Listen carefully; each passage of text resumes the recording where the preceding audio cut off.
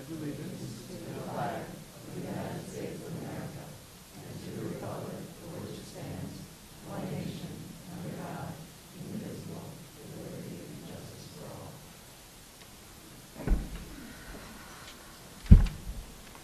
So if we could start with the small formality of approving or accepting tonight's agenda. Can I get a motion to accept? So moved. Can I get a second? Second. All in favor? Aye.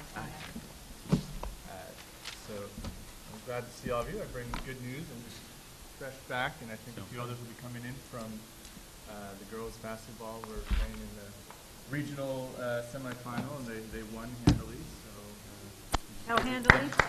What was the score? 56-34. Wow. Yeah. Tough first quarter, and then got that. So we will begin with the muffins. Certainly will. So to build upon Mr. Hanna's remarks about the success of our girls basketball team, they'll be playing, and our congratulations to them. Not only were they victorious today, but preceding this game, they won their 4th consecutive gold ball, which would be the sectional, and it's their 8th in the last 9 years, which is awfully impressive. We've had a great winter season. We've talked about, we acknowledged wrestlers and track recently. Our boys basketball team also made it to the semifinals this year and had a hard-fought battle at the county center, but had a tremendous season as well. Just to begin with some of the obvious, you got the phone call at 6:30 tonight. Weather is very much on our minds lately. And, I just want to recognize some of the challenges with respect to the weather conditions on Friday. Just so community can understand the process that my focus is always on student and staff safety. We work with a meteorology firm that produces specific forecasts for Irvington. And our surrounding villages also have similar services, and so we compare notes. So we're looking at the forecast for a number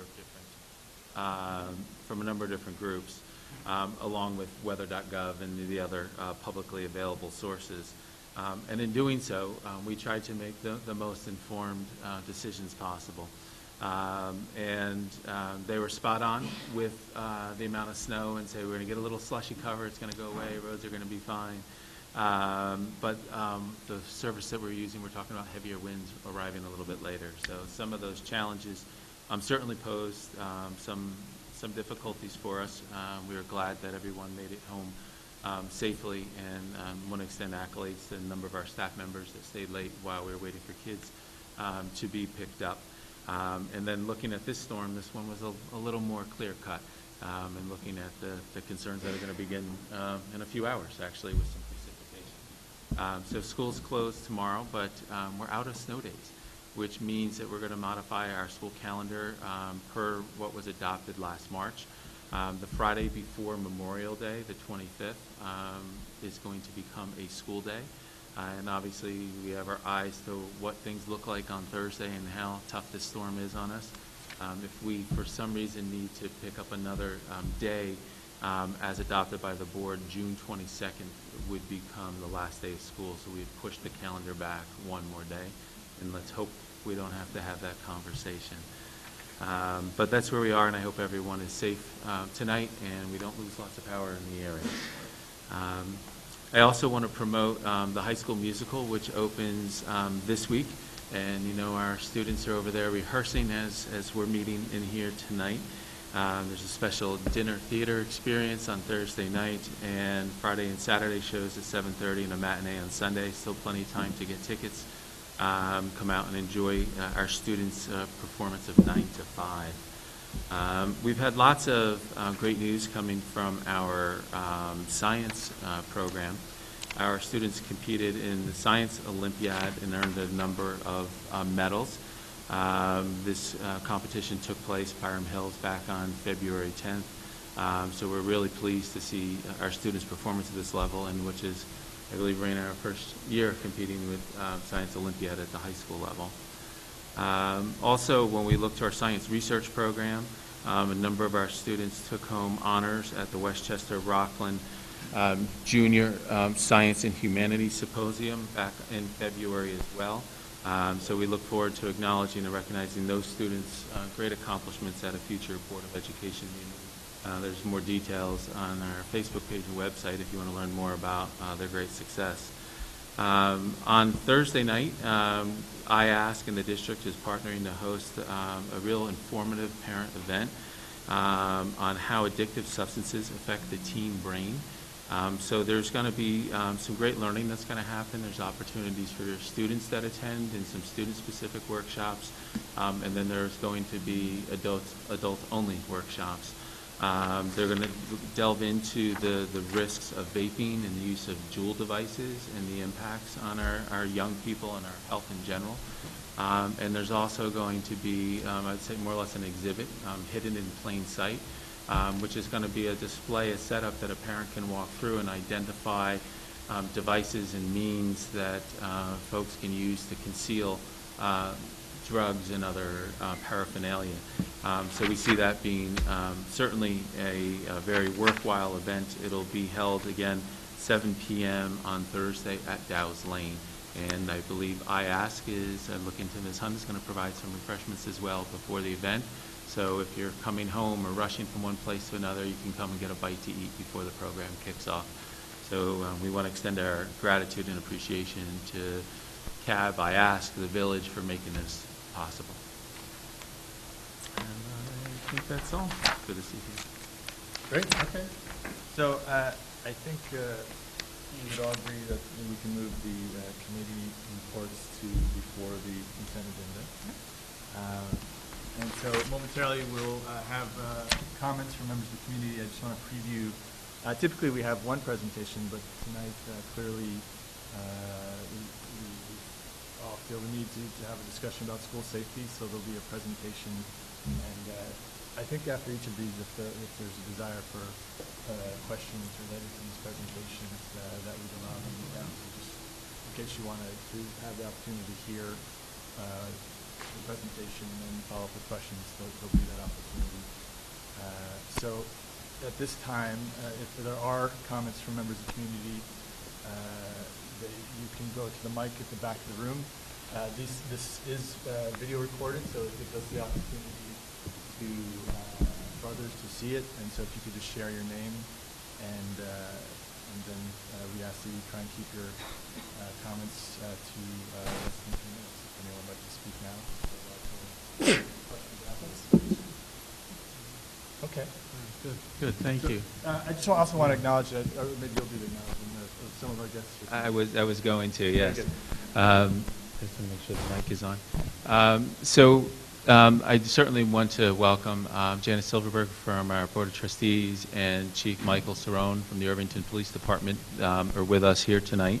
I'll speak about partnerships in a moment, but I know, and Janice would say, that the mayor certainly extends his greetings as well and had another commitment. Over the course of the past few weeks, the mayor and I have spoken frequently and had a meeting as recent as Friday afternoon. So he's very much dialed in and connected to the work of the school district on this front, as not only a liaison, but as a parent and a community member, but as his official capacity with the village. So tonight, I do want to touch base on a few different points, and I want to share the slide as an overview and thinking about some of the things that we've done in recent years to enhance security in our schools. We want to focus on some of the things that we're going to be looking to implement in the short term or near term, and then outlining some of our longer range and major enhancements to our school facilities. So as I referenced before, none of this is possible without critical partnerships. And the Irvington Police Department is a very good partner for us.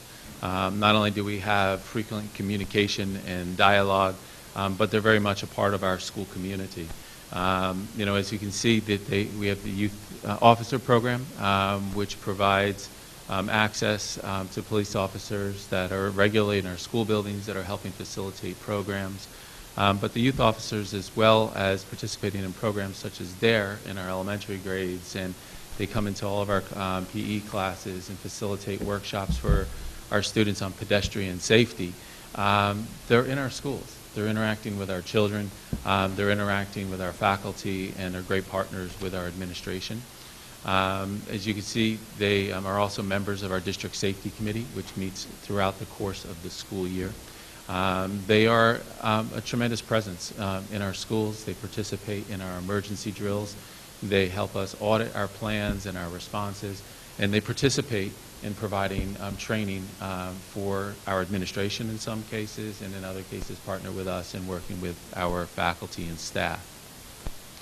You know, a part of this whole story, we have to think about where we are and other layers of support that are present in our school.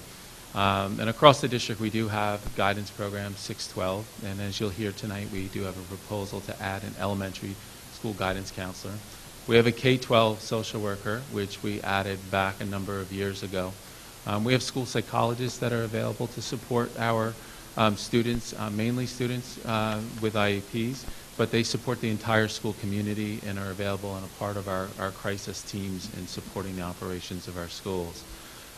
There's lots of other things that happen within our schools.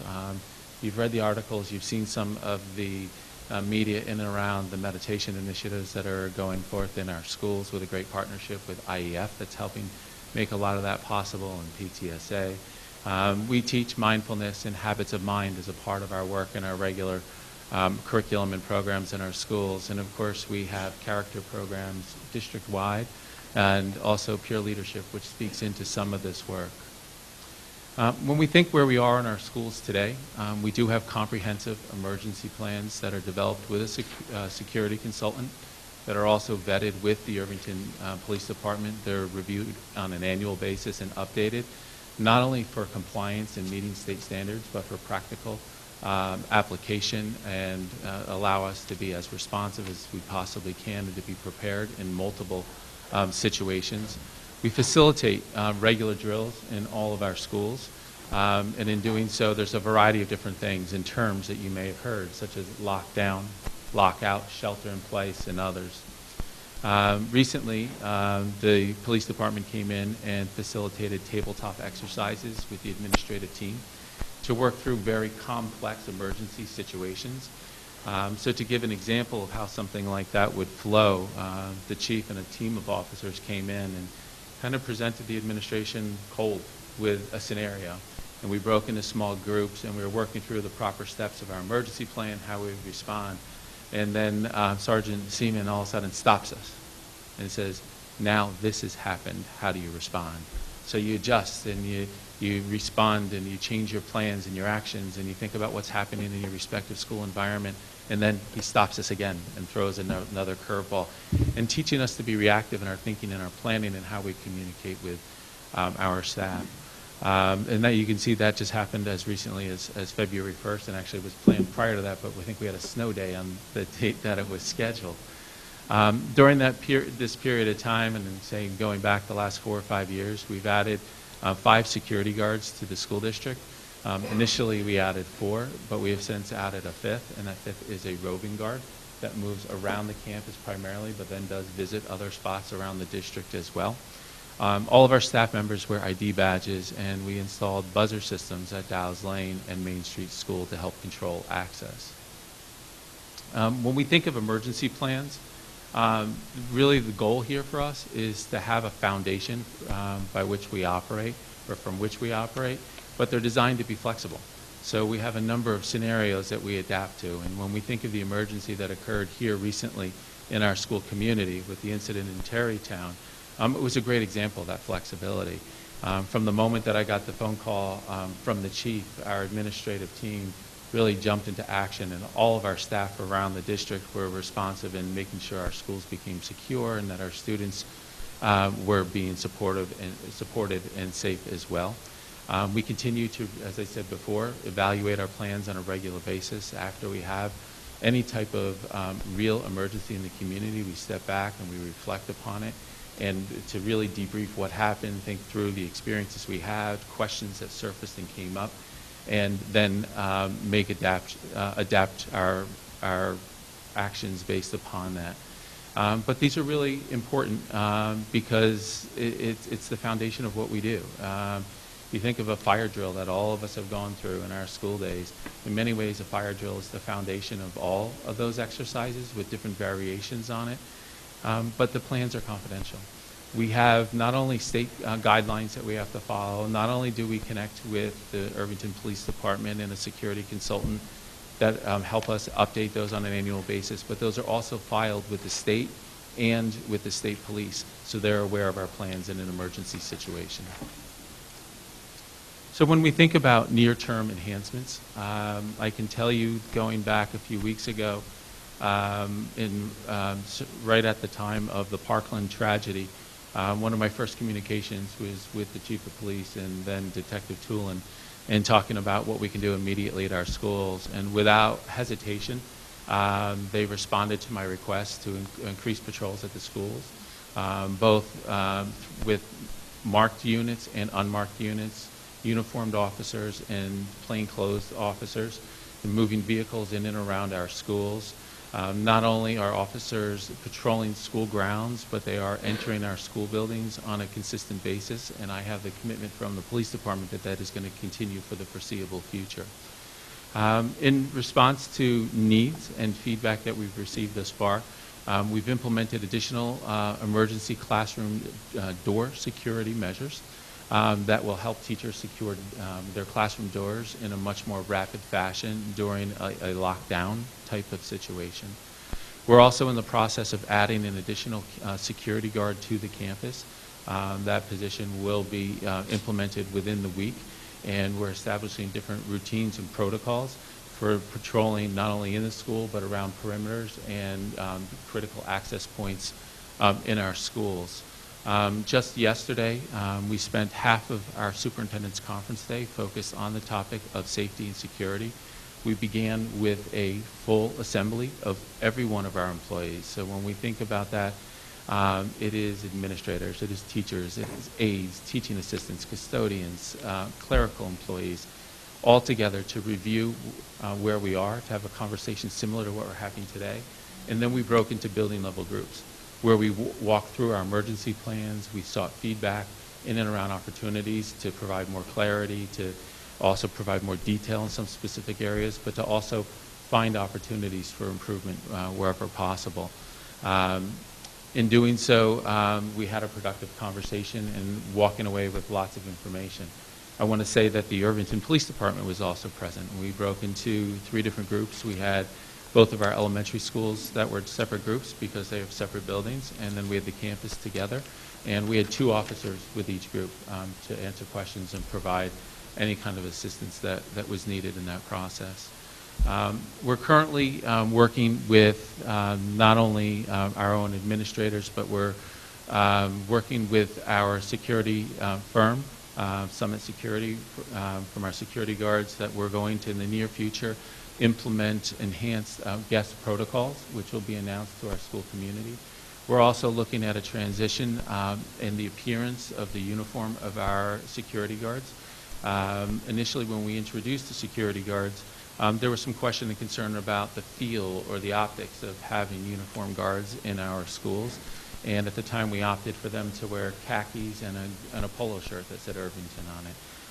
Since then, we see the value in having the optics of the security guard.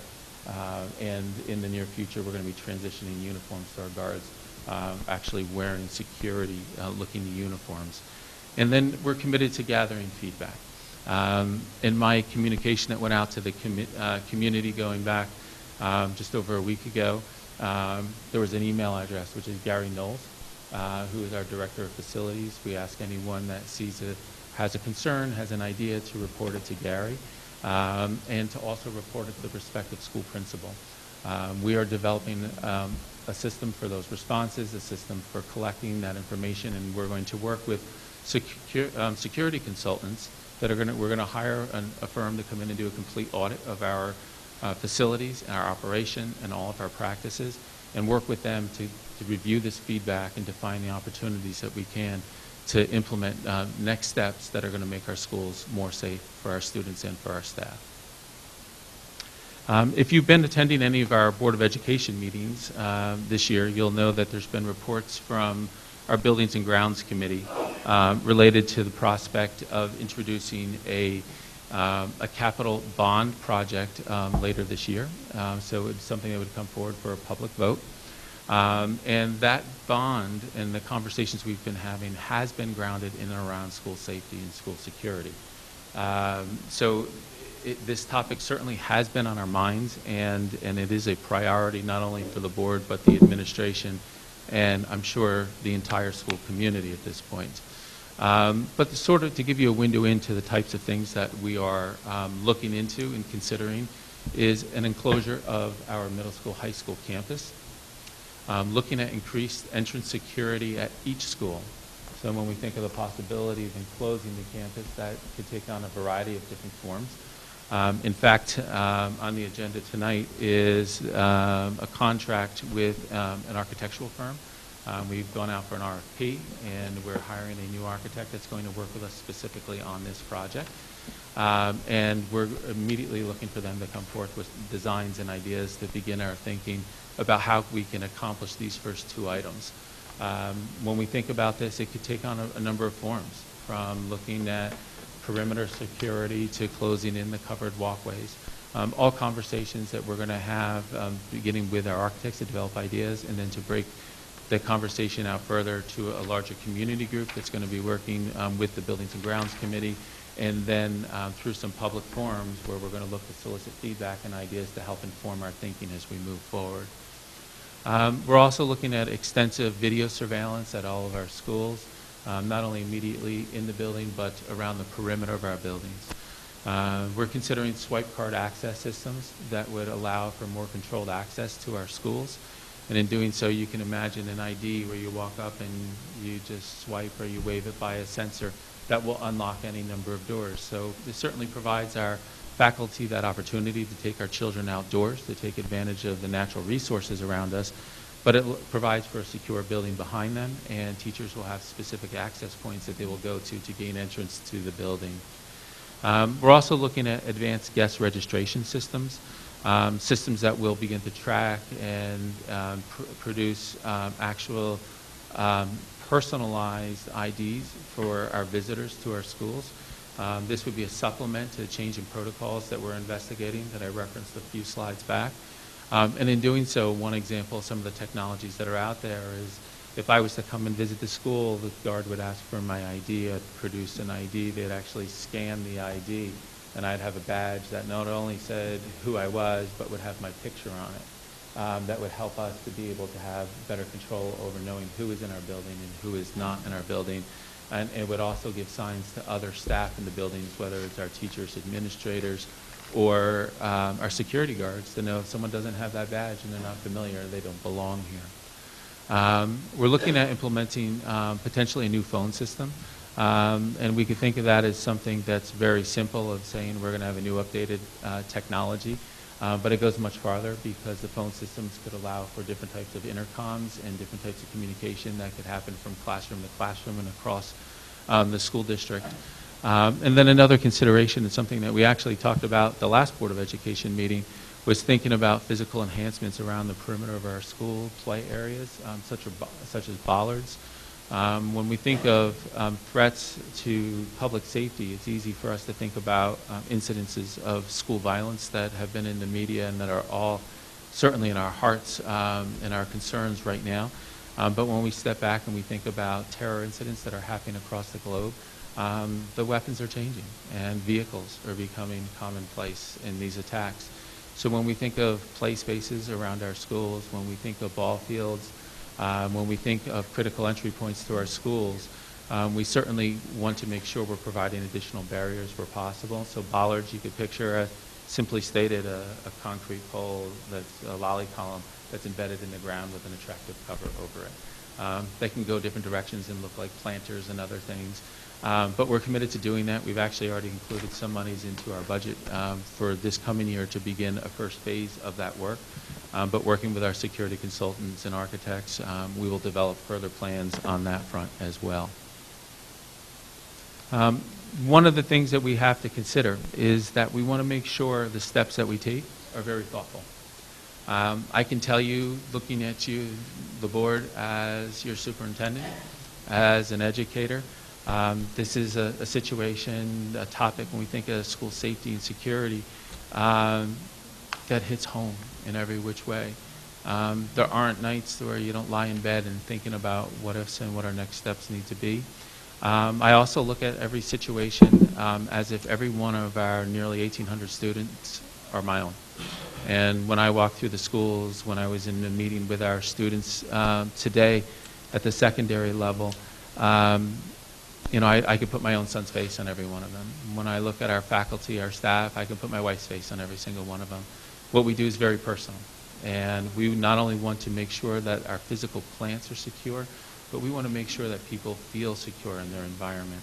And we don't want to have those emotions lead us to making rash decisions and making investments that could be counterproductive down the road. So we need to be thoughtful in our approach, thoughtful in our planning and our design. And we're going to do that, as I said, working with security experts. We're going to do that working with architects and engineers. We're going to do that working with feedback from our broader community. We're going to continue to move forward as we need to, though. I want to tell you and assure you that this does not mean that we wait until a bond is approved to be able to begin to take action. We're going to look for systems that we can change. We're going to look for cultural shifts that we can make that can enhance the security in our schools. We're going to take the opportunity to identify that low-hanging fruit and pluck it, and to make sure that we take the opportunity to make our schools safer. But all at the same time, we're going to continue to move forward with this comprehensive planning process that will take some time. Time to design, time to plan, time to get approval, not only from our voters, but from the State Education Department, time to bid, and of course, time to construct. Security is our number one priority and our number one concern. So when we look at this as something that we've been committed to, something we've been talking about, we have to understand and reflect on the fact that we know there's steps and things that we have to do leading up to it. And your administration and your faculty certainly are committed to making sure our schools are as safe as possibly can for our kids. So our next steps as we look to move forward, as I said, is the security audit. We're beginning to interview top firms throughout the region that are familiar with the educational environment. We're going to implement enhancements as we can with the guidance of law enforcement, with guidance of our current security consultant that works with our security plans, and with the feedback that we're receiving from our community.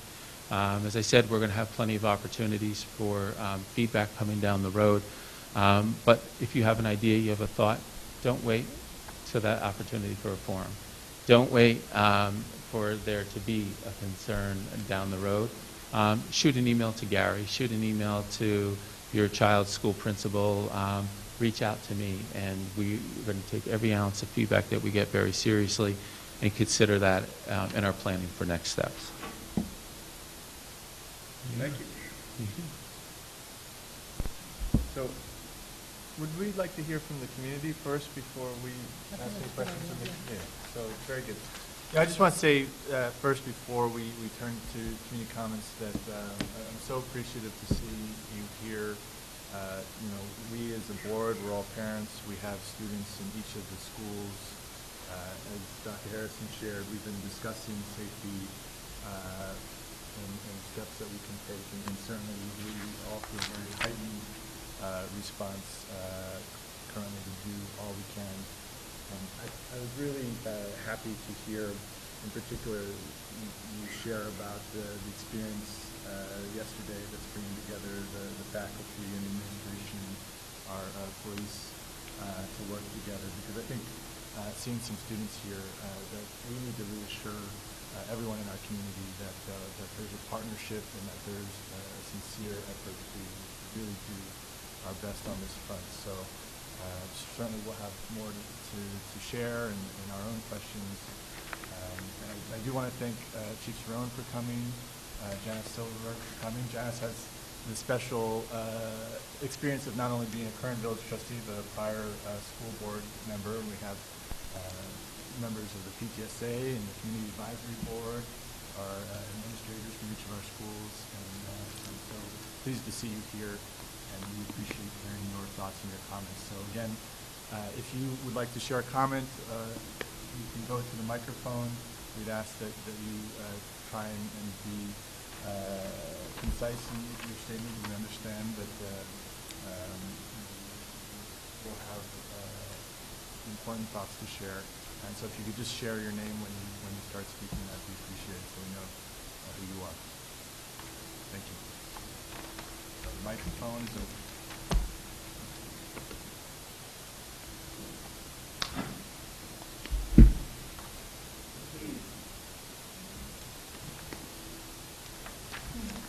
Hello, my name is Melissa Brown. I have a son in 3rd grade, Dow's Lane.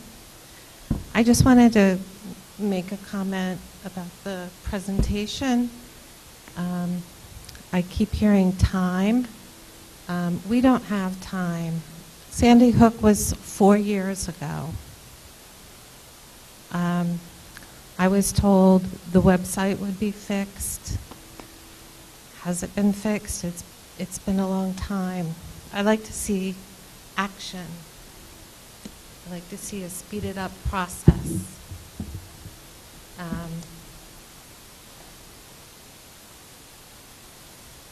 I also wrote a letter, and I don't think it got published, but the response got published online. So let me try to get through this letter. Dear Irvington Governance, Education, Police, the mayor's letter on the village website of 2/16 following the Parkland shooting and death of 17 students provides a plan of action to discuss safety with the village administration and board, superintendents of school, and police department. I would like to urge that discussion with governance, education, police be open to all community too. How about a forum such as a town hall? Then follow up with open dialogue and updates going forth. So I also wrote, little if any information has reached our community about safety. The community deserves information. The letter sent out by the superintendent after the shooting was lacking in information to assess and improve safety. This letter said to me that the superintendent and ultimately the board, because we have not heard from them, thinks we are safe. So I can read that letter.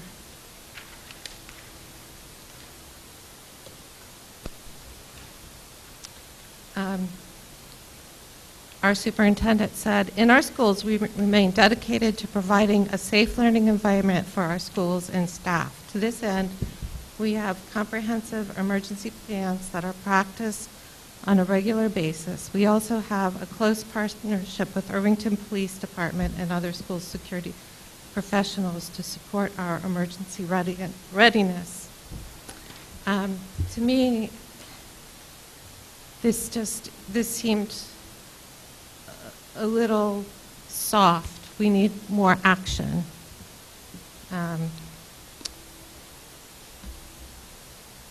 So I do not feel safe with my son in school in Irvington with this communication management style that demonstrates complacency, lack of concern, understanding, or knowledge, and shuts out the community. And our kids' lives are at stake. We don't have 4 years. Thank you, Ms. Brown.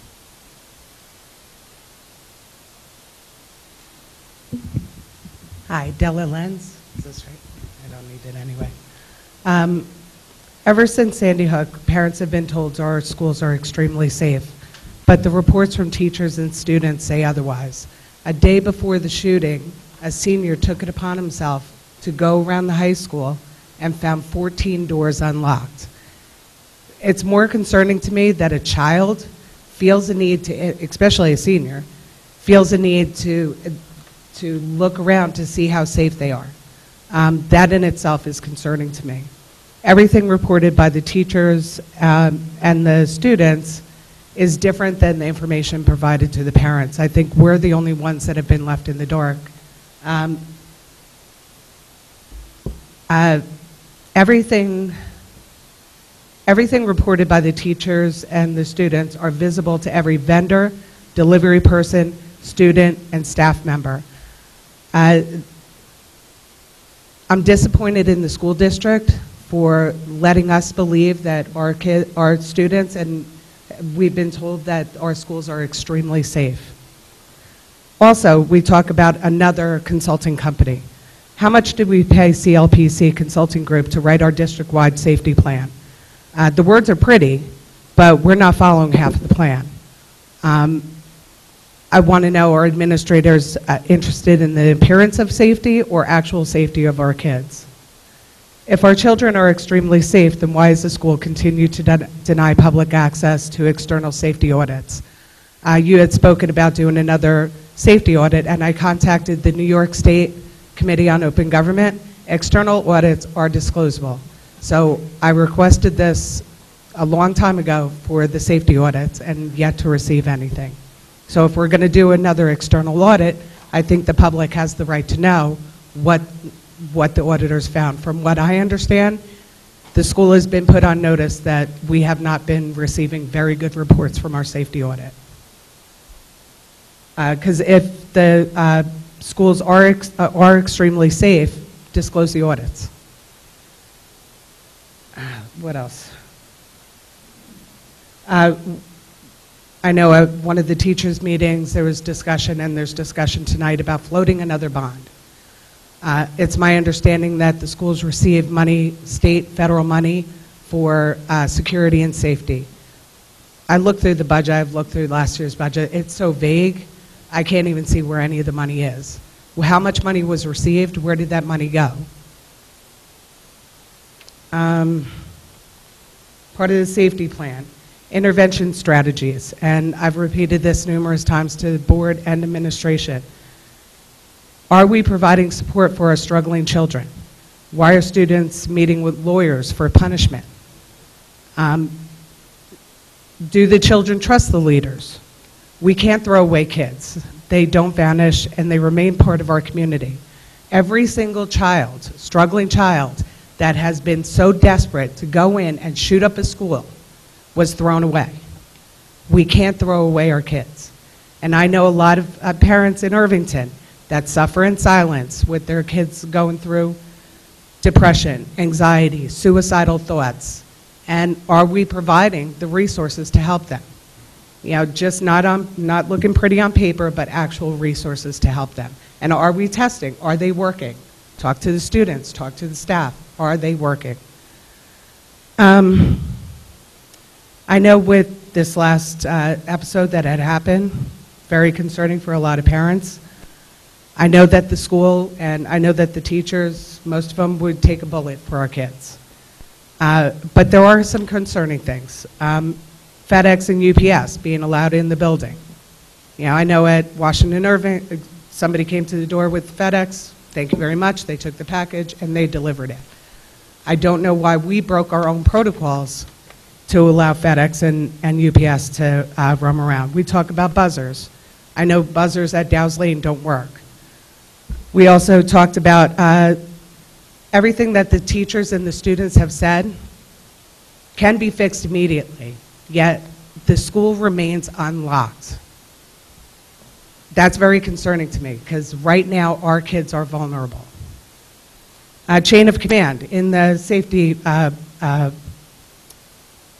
plan.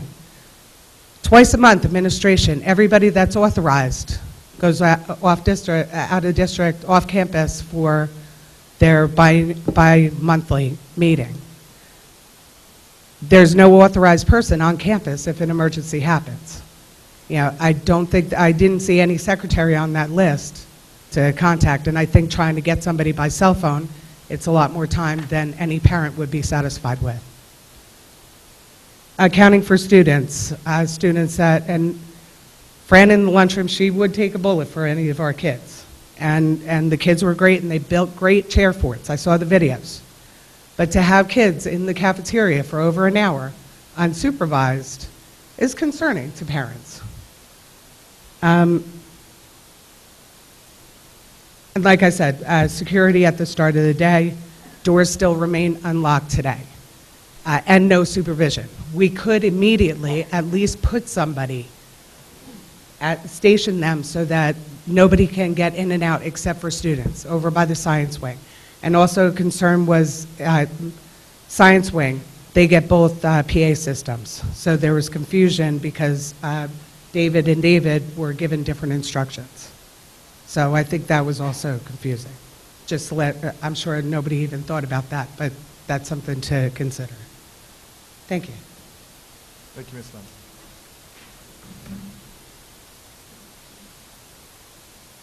Hi, my name is Elisa Strauss, and I'm much shorter than the microphone. I want to address just the last Do you want to take it off? You can take it yeah, off. maybe. Thank you. Thank you. I am a parent of 2 middle school kids, and I felt that they were safe. I don't know if I'm in the majority or minority, but I thought that what had happened was obviously unexpected. I think there was a good job that was done by something that nobody knew what information was coming out when. My only questions really were, I have a 6th grader and an 8th grader, and they were doing very different things in their classrooms. One was able to text, one was not, and one was able to communicate information from teachers and one was not. And I didn't know how much information the teachers knew, what kind of messages were being given to the students, and why some kids were watching movies and other kids were doing work and other kids were kept in certain areas. I know one 6th grader was kept with the high school kids and no one was given any information, so she was freaking out a little bit. Other than that, as a parent, I felt very comfortable with the fact that they were here. My biggest issue was I was walking my son to school. My daughter was already in school on the high school schedule, but I got the message saying we should still bring our kids to school, and that was very confusing. Why wouldn't we have kept them home at that point? Because then there are fewer kids for you to have to worry about in school based on a head count. Otherwise, I think that a surprising, awful situation that turned out fine for their children worked out pretty well. Thank you. Hi, I'm Lauren Cooper. I have a high school junior, and I'm nowhere near as well versed in the school board protocol and everything that goes on here as everyone else seems to be, but I do know that I have a high school junior who's kind of afraid to go to school at this point. So I'm here. And I agree with Della with quite a few things that she said, including just some like immediate steps that we could take. And even tonight, I came late and the door is just open, which just concerns me. I mean, anybody could come in. I mean, not to be an alarmist or anything, but in this day and age, it seems anyone could come in and be, I don't know, hiding out in school during the night. I don't know. I just don't feel that the detail is being taken to, you know, look at the small things, the kind of cracks in the system. And I also want to second what Della said about looking out for kids who have been through the school and have been identified as troubled. And this is something I've heard quite a lot of, as has everyone else. And I would love to hear more about what the district does and what services are available to help track kids who've been identified as problematic. And again, we're kind of new to the town, so I don't know anything really about the history of troubled kids in this town, but I know I've seen a few worrying things, even just out on the street, and behavior in cars of older kids that I know have been identified as problematic in the past. I have no idea of names or anything like that. But what happens to these kids? What are we doing as a community? Because they are out in the community and they pose a risk, clearly. And not only that, it's sad. It seems that it's our responsibility as a caring community to care for kids who have problems. And the last thing, which is really just a question to make sure I understood something that you said earlier about police presence in the school. Again, I wasn't aware of that, and you mentioned that there are plainclothes police at all times, I think you said, in and around the school. This is something my daughter would love to know if that's true, because she really doesn't feel safe, and she's really worried. So that's it. And one thing I'll just say is absolutely go ahead and speak. I'm just going to mention that as we're hearing a lot, certainly we're taking it in. I see copious notes here, and I think we'll provide responses in many cases where possible. So while we're listening, but I want to make sure too to say that we will continue to provide feedback in terms of the questions that are being raised. Oh, and big kudos to Mr. Silverman for teaching Latin for 3 hours. Okay. Hello, I'm Laura Coronado. I have 2 students at Dow's Lane. Can you speak a little? Louder? Yeah, come Okay. closer. Yeah, sorry. Well, if I could get closer. I absolutely felt safe. I felt that my children were safe and cared for at Dow's Lane during the emergency last week. But I was a little bit, I would say the email that came out made me very nervous. I think it had a lot of detail, but it was also missing a lot of detail. We gave a description of the person, but there was no indication that it wasn't a direct threat. So when I first read it, until I heard news reports, I was a little bit panicked that there was some person in camouflage that was a threat to the school. Maybe not Irvington, maybe it was Tarrytown, but I had no idea, and I would say my mind wandered a lot. I would like to see the communications from the school be a little bit more detailed to the fact that there was no, as far as I know, maybe there's something I don't know, that there was no real direct threat to our students, and I would have felt a little bit more comfortable when I first received the email and had time to digest it. The other thing I had a question about is is there any security being looked at for when Dow's Lane students are outside playing? And I would say specifically to the blacktop areas. And I would say, I hope, they've thought of, but when you come into the school and they're playing in the blacktop area that's right outside the front door, the last time I came down there, and it was after the incident at Parkland, it just, I don't know if my mind is the only one that went there, but it's kind of enclosed area. There's no place for students to hide. It just seemed very open. And I don't want our students not to be able to play outside and to feel like they're in a prison either. I definitely love that Dow's Lane has the students outside, and all the schools have the students outside almost regardless of weather, and it's good for them to be out, and I definitely agree with that, so I don't want to see them inside. But I'd like to see some kind of security protocol, especially when they're outside in the blacktop areas, which are more enclosed. Thank you.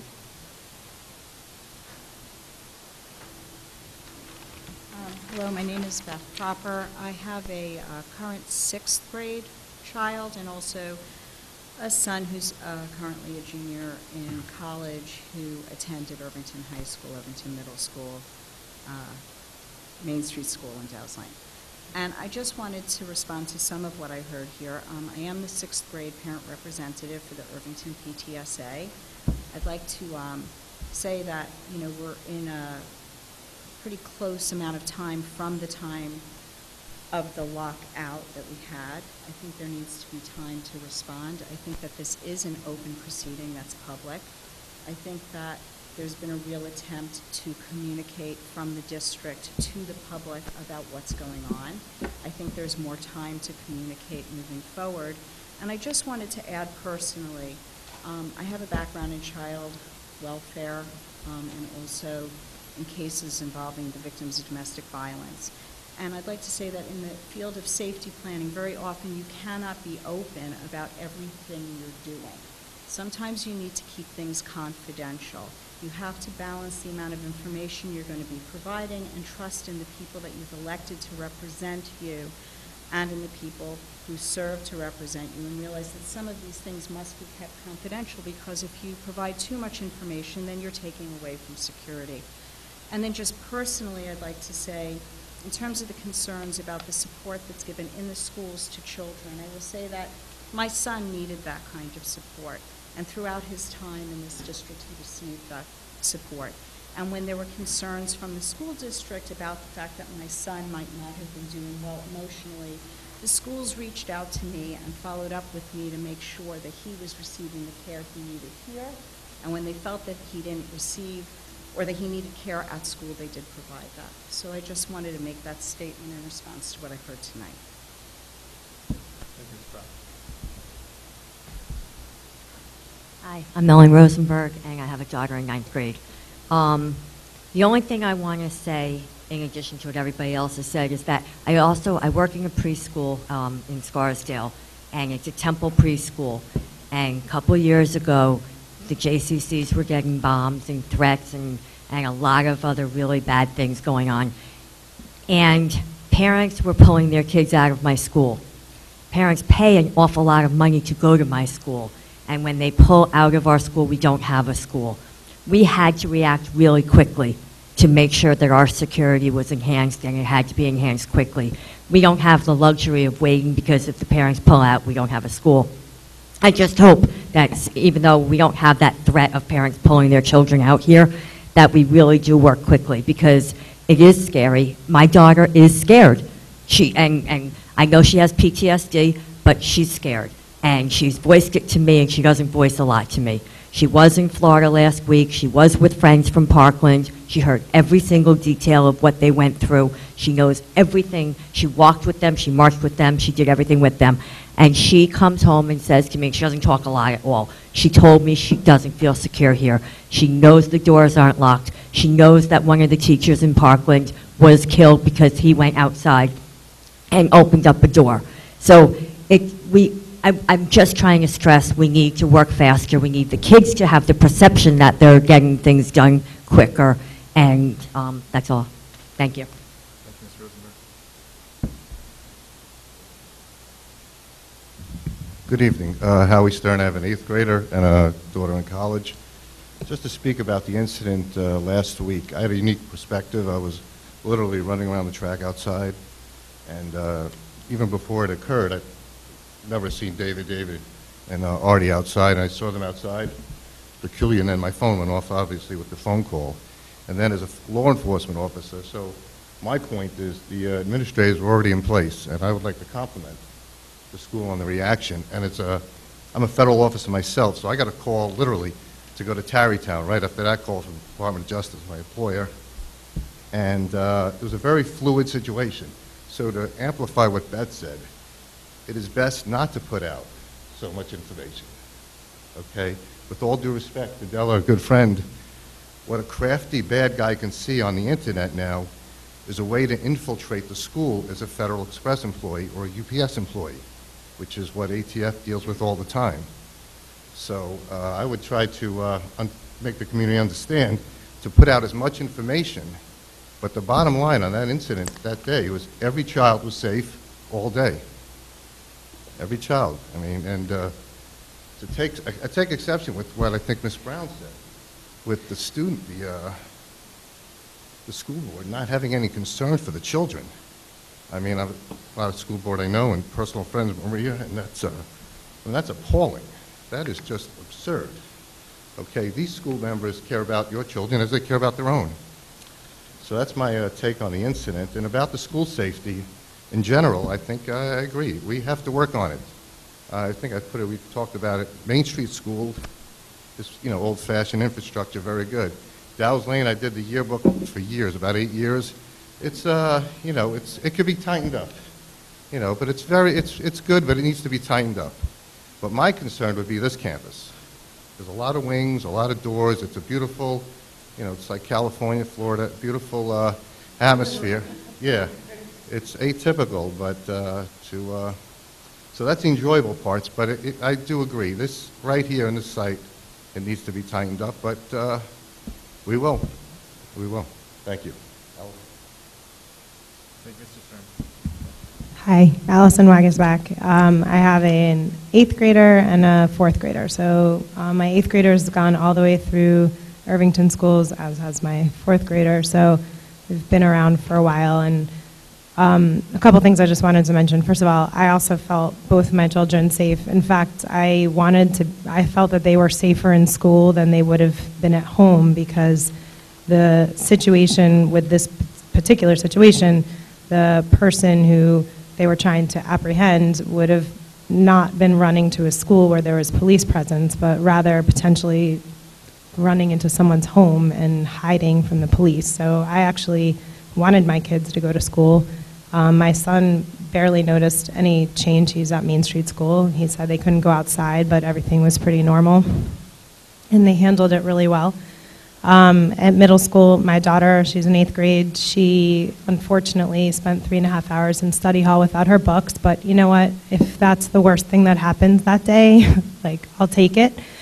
I will say a couple things. First of all, I also took offense at Ms. Brown's implication that the Board of Ed and the administration doesn't care about our children. Knowing each one of you personally, I know that that's far, far from the truth. And I think as a community, we very much appreciate all of the hard work that you do. I also will say that over those several years, I have seen improvements. Can we do better? Yes, we can always do better. Is there more to do? For sure. But I've seen a major improvement just in the time that my kids have been here in terms of security. Changing the entrance to Dow's Lane to be the front, that was always something that worried me because there was it looks like the front door, but there was no one there. Now, that's the only way into the building. Well, the administration side, you have to be buzzed in. That's not true. I was there last week. It works. But you have to be buzzed in. There's somebody sitting at the desk. So you have some level of security. There's not armed guards there, but I think as a community, we kind of have to decide if that's the route we want to go. I don't know if that's what I would want. But in any case, I just wanted to reiterate, thank you for this presentation, for your work. Yes, I think we all agree that we'd love to see some improvements, but wanted to share my personal experience. I think what you're asking for is people's personal experiences and speaking about themselves and their children, and it's hard when you get this collective people speaking for a bunch of people who aren't here. So anyway, thank you. Thank you, Ms. Wagner. Is there anyone else who'd like to speak? Yeah. Hello. My name is Madeline. I'm the kid who was scared to come to school. And I don't know, I want to say thank you for having this discussion here because it's important that we all know that everyone is talking about this and that everyone is trying to come up with solutions. I would also like to discuss how kids want to get involved with this. And I see the school psychologist every Friday, and she's absolutely awesome. And I think that one other thing that maybe we could do is get kids involved with reaching out to other kids. And I've been doing some research in some other schools. I think Sandy Hook Promise has been setting up these things where they actually coach kids in reaching out to other kids who they know might be struggling. And I think that's something that we could look into doing here. Because yes, it's very important for teachers to have strong relationships with students, but at a certain point, if kids don't have friends, that gets to them. And we need to train kids to reach out to other kids so that they feel stable and so that this doesn't end up happening. Also, there are safety things that we can do that I know everyone's talking about. I noticed today that there were like different locks or something on the doors. That's cool. I think, like, apparently, I don't quite understand it, but apparently you have to, like, open the door just a little bit in order to, like, do something with magnets or, I don't know, and then it'll lock automatically. I was doing some research again, and there's a teacher who invented this thing that, like, you see how on these doors here, there's the metal thing that's kind of triangular? This one teacher got, like, she designed a metal thing that goes over that, so the teacher doesn't have to open the door at all in order to make sure that the door is shut. So there are simple things like that. You know, I think that's like $5 for each one. Like, that makes it that much more safe. This is not just a discussion about making kids safe, it's about making teachers safe too. And I think that teachers should not be in a vulnerable position in any way during the school day. And so I would really like people to focus on that too. Windows. There are windows everywhere. I think that's lovely. There's light. I love light. I don't like being trapped in boxes. I think that having bulletproof windows, I know this is ridiculously expensive, but there is like a film that you can have. And by putting this film on, it makes it bulletproof. That's much cheaper. And you know what? I know that you're still going to be spending money on it, but in the end, you kind of want to spend money to prevent a tragedy from happening, you know? How bad would you feel if something did happen and you realize, you know what, I didn't spend that money on like the film thing, you know? Like, I think that's really important. Yeah, the other thing is that during the lockdown, the lock-in, I was in the gym, and I noticed that as kids were coming down the hill and they were just walking down the street, some teachers were opening the door to let those kids in. And I don't know how I feel about this, because I know that if I were a kid outside, I would want to be let in too if there were any danger. However, the fact that that door can be so easily like opened and that the kids were able to just walk in, that kind of scares me quite a bit. Yeah, the other thing is that having the doors that just lock like that, like we can have a conversation about how we can improve the locking of the doors and everything, but in the end, if someone has a gun, it doesn't really matter because we have windows everywhere. That's why having the bulletproof film really is important. You know, why should we spend all this time thinking about solutions which aren't even going to matter in the end and spending money on those things when really it's not going to make a difference? So again, thank you so much for having this conversation. I would really love if kids are also included in this conversation because I know that it might seem like it's better to like shield us from some of this stuff, but in the end, like having that uncertainty sort of just makes it more scary. And the truth is that it really is scary, and it should be scary. And I think that having that sort of indignation is sort of the key to change, and including kids in the conversation, like you've seen with all the Parkland kids, they're speaking up about this. And I think we should be able to speak up too, because I know that it's not just the kids at Parkland who care about this. And so to lead a conversation throughout the school, I think that that could be really powerful. All right, thank you. Madeline. Hey, Madeline, before you leave, you know, I've been busy with all of our guests this evening, jotting down copious notes. But I want to tell you that I want to give you my compliments, not only for the courage to come forth as you did, but to give a really well-rationed, balanced appeal across the board. So kudos to you, but thank you. You spoke to... I'm not done yet, so don't run away so quick. So I almost wonder if you've wiretapped the school district offices, because conversations that we've been having some of them are very similar to some of the things that you've recommended. So when you think, I can tell you our facilities director has a sample in his office of the window film that you referenced. That the sleeves that go over door closers, we've ordered multiple models of them. A lot of them, the challenge, they aren't $5. They begin at like 50, and that. But there's challenges that they don't fit door closers in certain ways, and then there's some questions about how they're used from a security perspective, because once you put them on, it makes it very difficult for first responders to be able to enter a space as well.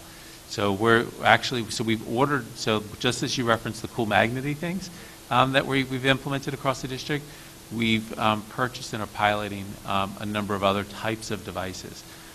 So you're a pretty good researcher. But I think the ideas that you have about being an upstander and that idea of outreach to classmates, I think that's something that that should resonate with really all of us. And you talked about your challenges and having some anxiety about coming to school. But you're a student leader tonight, and we're all really proud of you. And I think there's lots of space for you in this work. Thank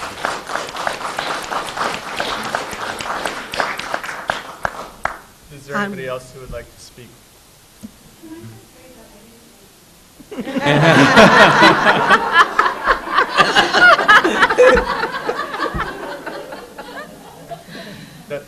I just want to check that if anyone else would like to speak, I'd like everyone to get a chance before. All right. And this will be brief. And actually, because of you, you reminded me what I've been asking the board for a long time in the school. And that's about shared decision-making and having the stakeholders be a part of the decisions that the district is making. We have incredible resources with students and, you know, like you and Sam. We have incredible parents, and for many years, parents were a central part of shared decision-making, and that has kind of vanished over the last few years. And I don't think that you have to be a fly on the wall or a mind reader to hear what's going on. I think that stakeholders have to have the involvement. We should have the involvement. The state requires that we have the involvement, not just as an appearance, but in actuality. We have incredible community members. We have incredible students that have a lot to offer our district. And also kudos to the district, because when I went to go see Carol, the buzzer was broke, so thank you very much for fixing that buzzer. So. I had to say, just for the record, that our buzzer was not broken. Firstly, I would like to personally thank the board. I would like to thank the administration. I would like to thank everyone here for making my childhood something in a time that us students might not feel so safe going to school, a very safe experience. And but you know, after Parkland, I had the first time in my entire life. Madeline's not the only one. I couldn't sleep for a week. I have a personal connection. One of my dad, one of his childhood friends, her daughter was actually, they couldn't find her for a day and she was killed. And I know this, and it makes me think, you know, in Parkland they said the same thing as they say in Irvington. They say it's a small town, our values are straight, our priorities are straight, it's very safe. And then in Irvington they tell us the same thing. So I just want to say, when I can't look to my parents for answers, it gets me wondering what are the systems in place. And I wanted to thank the administration and everyone for opening this conversation to students, because I know that's something that is really uncalled for, like in the past. And I just want to thank everybody. And I wanted to say to Dr. Harrison and everyone, I don't know if you know, but they provide a tremendous thing in the Innovation Fund. And as a student, I did not know it existed until the Vegas shooting, and I got an email about it. And I was able to submit my own idea for town hall, and I didn't really think much of it. I thought, oh, you know, I could just throw this idea out there. But then I see students talking about it, and I think, wow, this is really something that we can all contribute to the community. And I know a lot of adults, they're saying, oh, like maybe this issue isn't about guns, maybe this issue isn't about mental health. It's about both. We have to get over ourselves. I'm serious. This is a joint conversation we have to have, and I think that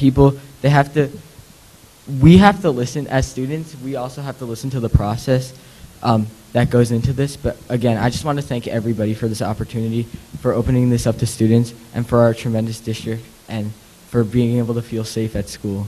So,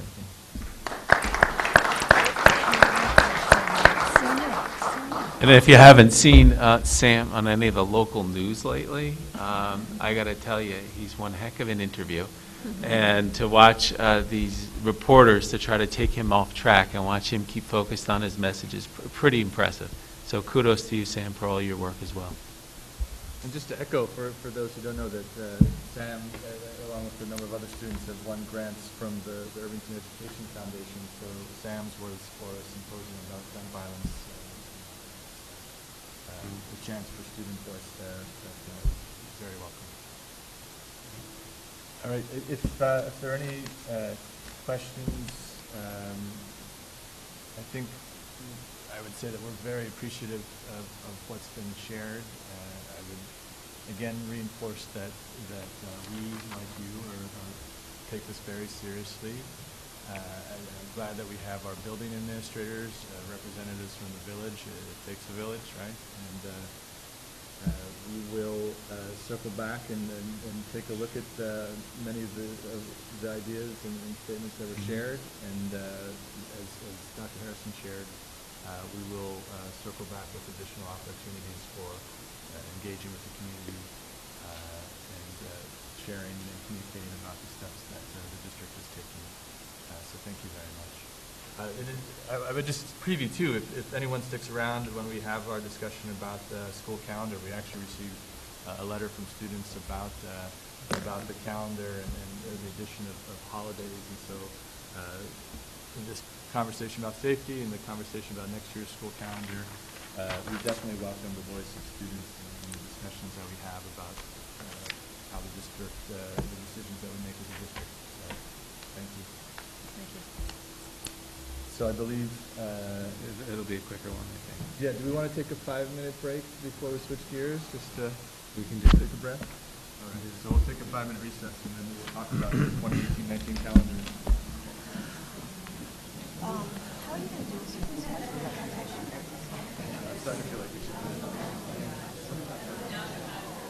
I wonder if it could be streamlined a little bit, made available. I just don't know how to get around it, but the rate we're going.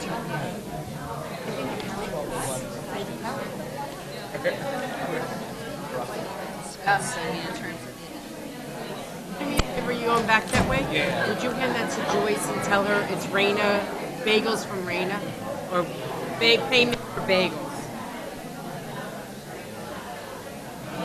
Sorry.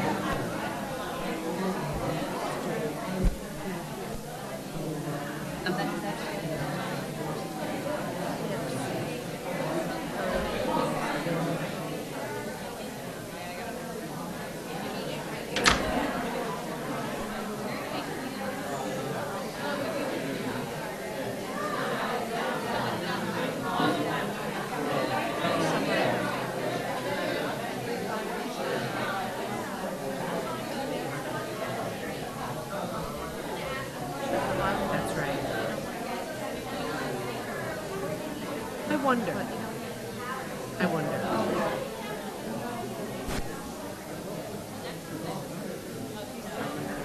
Howie. Right there. What is it? Yeah, ATM. Yeah, no, fireworks. Yeah. Thanks for coming, Chief. That's all right. I know. It's going to be on curriculum budget. You may want to do a dash. Yes. I didn't realize that was Sam Ross. I didn't either. Oh my God, I know. I didn't recognize him either. He's going to Italy. I think on the Latin show, right? Yeah.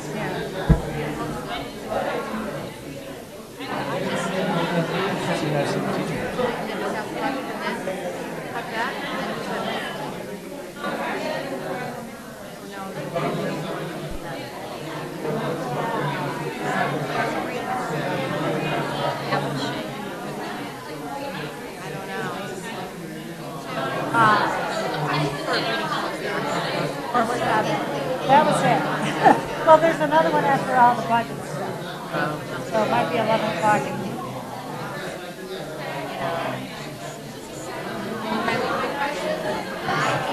You can, why didn't we board at irvingtonschools.org? Not enough hours in the day. You want me to convey them to Michael? Okay.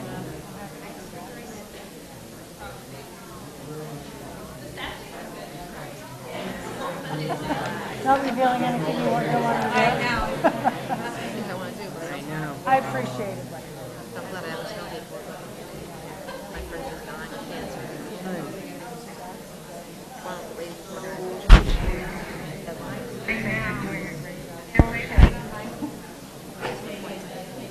We have so much work to do. But we know that we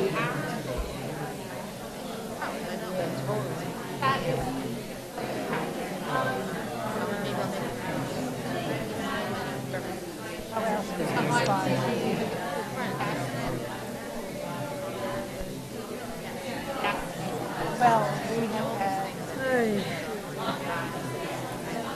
had on the buildings and grass. Thank you. Don't forget quality. Cavalier about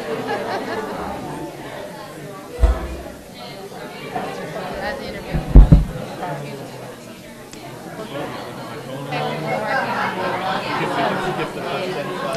all right, well, we're working.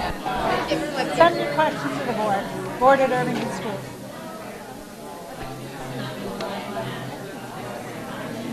She,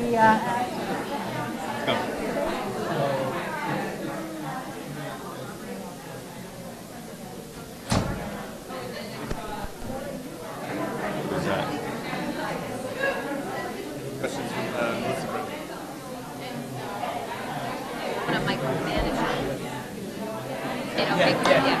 Your input on school calendar, I mean, your institutional knowledge. Thank you for coming, Janet. No, thank you for coming. You know, obviously,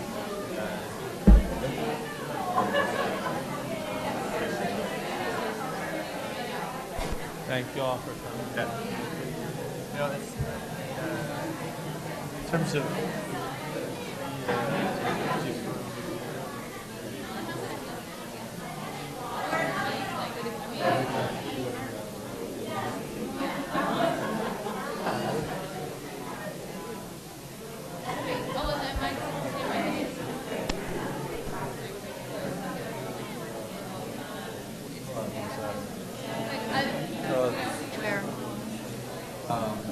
fire reform and Hamilton. A lot is to cover. You have institution with 300 different people, as well as Ready to roll? Off classes. I have to go to Albany anyway for the conference. Thank you so much for coming. I'm staying up there. Artie, you took a break coming back, right? No, it's you. Oh yeah, I never went into. I was across. I came late, so I was already in the middle school parking lot. So I jogged, and then I was able to get out pretty quick. High school. It took forever, I'm sure. Yeah, that's probably the whole difference right there. So it's going to be Hamilton after us. They won. You know who we play? No, the boys. We're that going was to a play boys' Carl game. Place. The Barker boys won. So Pace on Saturday, 12 o'clock in Hamilton boys. We're going to be 145. Not two. And we got Barker boys. Noisy.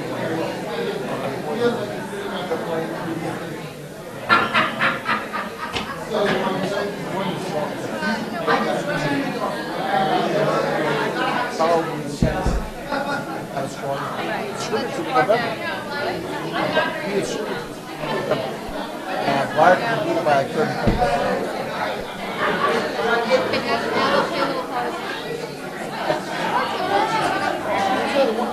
All right, everybody. We have ourselves a long meeting. We want you all to share with us. We have calendar, and then we have discussion about. No.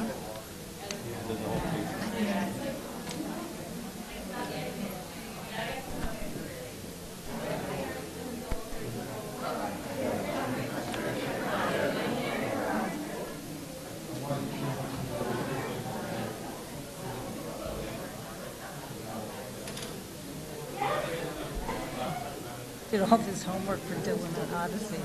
I'm like, Michael's getting water, very important. no, more water. Yes. Oh, there's one here too. Thank you. I wasn't hoarding it. You're going to bring one for the whole class. Sit down. Thank you. There's an extra one here. I'm seeing some bright green ties on our secondary administrators.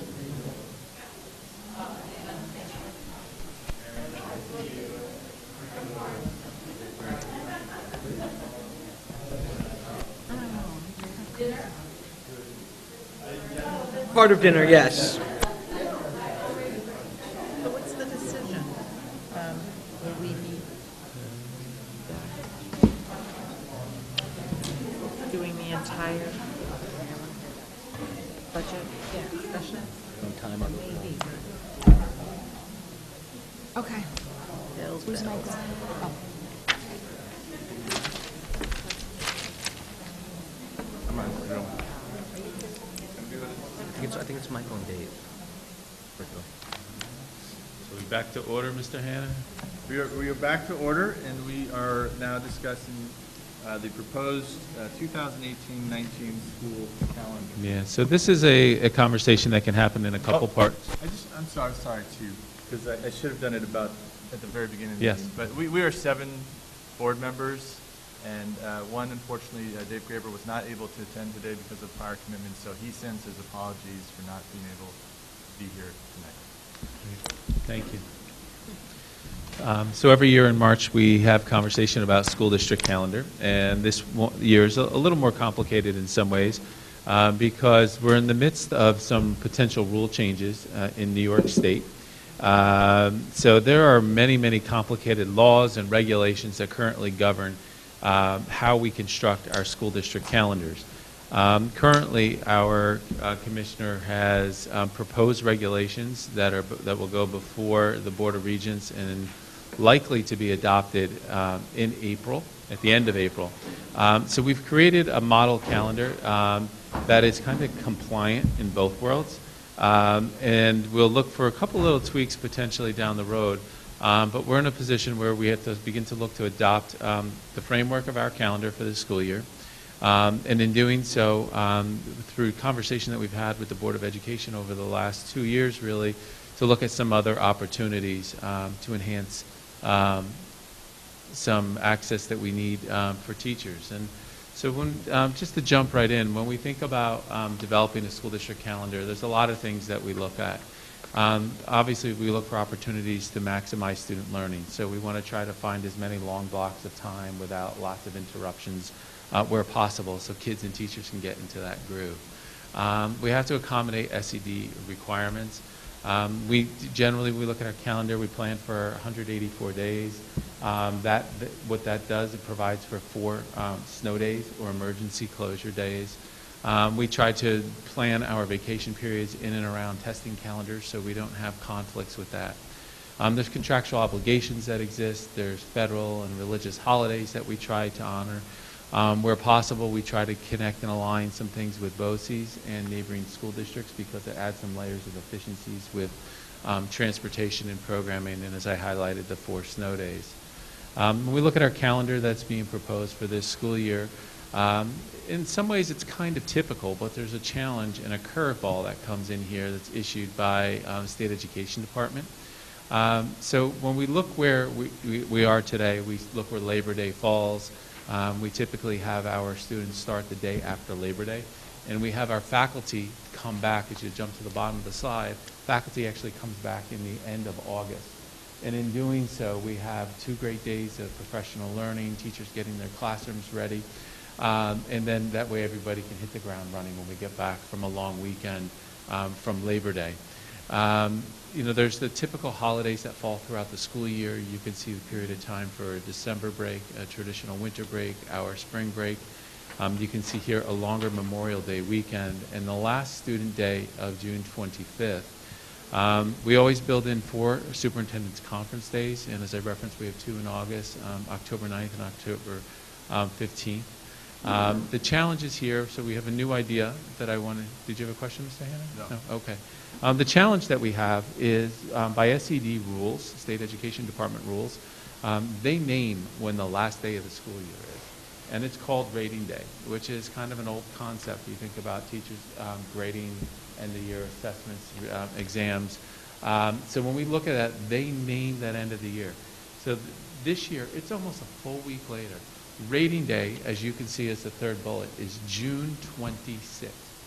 So when we build our school calendar, we have to run it to June 26th as the last day for faculty. We have our last day for students being June 25th. So that last day is for teachers to do the traditional rating day things, closing out the school year, and getting ready to wrap things up with student grading and the like. So that really poses some challenges for us. We look at our spring break, we've added a day.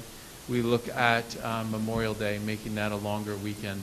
And in doing so, it gives us flexibility. So when we talk about the weather predicament that we're facing right now and knowing that we're already going to have to modify our calendar because of tomorrow's storm, we also take a look at this. It provides flexibility for us that if we have an excess of emergency closure days, we can look to take days from that weekend or an additional day off of spring break that we've added. The one concept that has been discussed in this room with the board for the last couple of years was looking at opportunities to try to provide more consistent access to our faculty. Going back a few years ago, we added 2 early release days and 2 delayed openings for professional learning or staff work in our schools. But when we get into looking at it, time is great, but it's chunked in isolated blocks throughout the school year. What we're proposing within this calendar is to look at 1 hour release, 2 Wednesdays each month. So we're looking at Wednesdays, and for a reason, we have faculty meetings on Wednesdays. And in doing so, in contrast to the model that we had before, we're actually claiming 6 additional hours with our staff. So we're looking at the first Wednesday of the month, we would have 2 hours with our faculty, because it's also a faculty meeting day, where we would have that extended block, not too different than a delayed opening or an early release day. And in doing so, we're creating regular patterns throughout the year where we'll have those touch points with teachers. We can set up structures for our faculty to be working in different groups and for different purposes in our schools, but increasing the amount of professional learning time by 6 hours over the school year.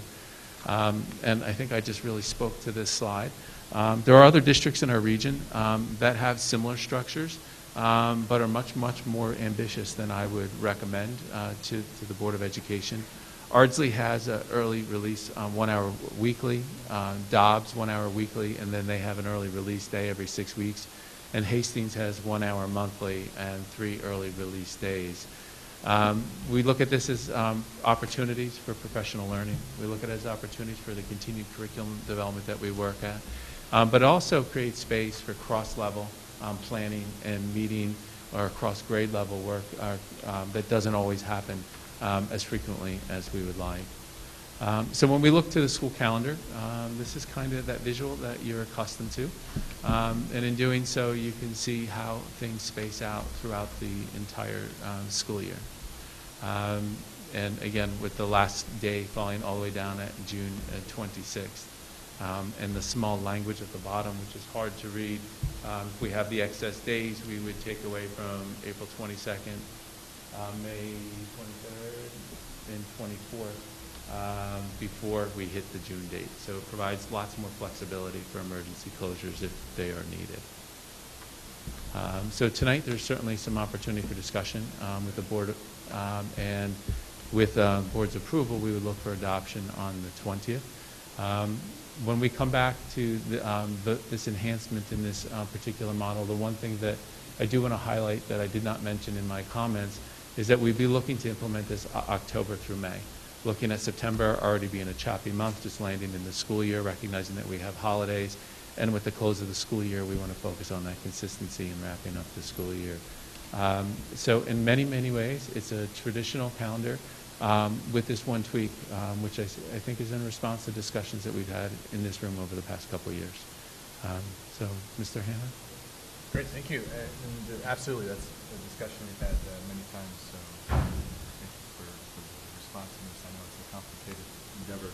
I want to give opportunity for the board to ask questions, but I did also want to read a letter that we received from some students, because I responded to let them know that I would share this and included their questions as part of the discussion. So we received a letter from 2 6th grade students in the middle school. It reads, Dr. Harrison, Dear Dr. Harrison, the Board of Education, our names are Emma and Caitlin, and we are 6th grade students at the Irvington Middle School. For the past month, we've been working on a petition to get a day off for Lunar New Year. Lunar New Year is a significant holiday for many Asians because this is one of our only holidays where families gather to celebrate the New Year. Also, we use this time to honor special deities and ancestors. Over the past month, we've gotten over 60 signatures from Irvington students, friends, and family. Please consider our petition. We hope to have an opportunity to discuss this with you. And the petition reads, as our school community grows even more diverse, many of our students celebrate Lunar New Year. During Lunar New Year, Asian students have to go to school not celebrating one of the most important traditional Asian holidays with our family, while some of our holiday breaks are during Jewish and Christian holidays. There are a lot of holidays we celebrate. Why not add Asian holidays? The next Lunar New Year is February 16th, 2019, and it is the year of the dog, the year my sister and I were born. Dogs are supposed to be honest, and my sister and I are being honest. We believe that it is unfair that there are breaks for holidays besides the Lunar New Year. Then references the other holidays that we do have, but we don't have any significant Asian holidays. Also gives children to spend time with their family and celebrate important holidays. We hope we will take consideration of this request. And then they do have many signatures. So, I want to say to the students that we're very appreciative to receive their letter and the petition. And I guess I would pose the question, what is some of the background in terms of why we celebrate or observe the religious holidays that we do? If you might be able to speak to that. Well, some of them are actually, even though they're religious holidays, are named as federal holidays. And so there's, time where employees have off contractually. So in some of it's named within our employee bargaining units, such as I know our custodial contract and the like. And frankly, I think a lot of holidays are based and reflective of the culture and the demographics of particular school communities. We can certainly, I'm sure, find communities that don't observe Jewish holidays because there's a smaller Jewish population than in some others. So I think some of it comes from, as I said, from law. Others are reflective demographics in a community, and quite simply, some of it's tradition and past practice.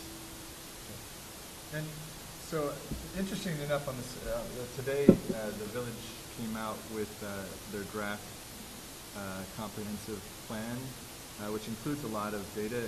In it cites that, in fact, our population here in Irvington is becoming more diverse, and that in the last, from 2000 to 2015, there was a 2.8% shift in our Asian population, and that now represents 9.8% of the village. Obviously, our district encompasses also Terrytown and Western Greenberg, incorporated Greenberg, and also that the population, our Hispanic or Latino population, has increased by 3.7%. It's now 7.5% of the population. So, as our demographics shift, is that perhaps a conversation that we, as a community, as a district, need to consider?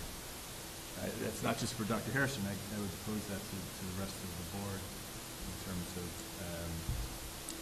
it is past practice, it is history. I know that recently in the New York City school districts, they have changed and started, added some holidays to their calendar just in the last few years. So I don't know if this is the moment to do it, but the question has been put to us. Yeah. And I put it to our board and to our administration. No, I think there's impetus for reflection, and I think that the data that you shared, Mr. Hanna, it does show that there's shifts in our community, and the community's becoming more diverse. So I think a part of the responsiveness as we move forward is to begin to reflect on that, to see how our schools and our broader communities begin to embrace that richness that is before us. To be able to jump in and to do something right now may be premature, but I think there's opportunity for us to reflect about what that means to us down the road from a calendar perspective and broader recognition and celebration of our diversity. You mentioned that the changing of the state education department in terms of the way the calendar will be looked at. Is that in place or well understood, or is that still? It's actually much more simplistic than in the past. Before, there were all different types of calculations about the number of hours of instruction in a week, the number of days in a week. And what they're doing now is providing school districts with what we anticipate they'll be doing with latitude to be able to calculate the number of instructional hours that fall within a school year, as opposed to instructional hours within given periods of time. So looking at 900 at elementary and 950 at the secondary level. And if someone in our schools, I don't know if you know this offhand, is part of the family, say, celebrates Diwali or celebrates Lunar New Year, are there exceptions in terms of testing or their attendance record that the district, the schools make, or is that something that's taken into consideration? Are you asking if it's like excused absences Yeah. as opposed to unexcused? Excused absence. It's an excused absence? Yeah, it'd be an excused absence, and of course, if there's someone that's having a religious observance, their schools would look to provide flexibility in and around that to accommodate the family and their beliefs.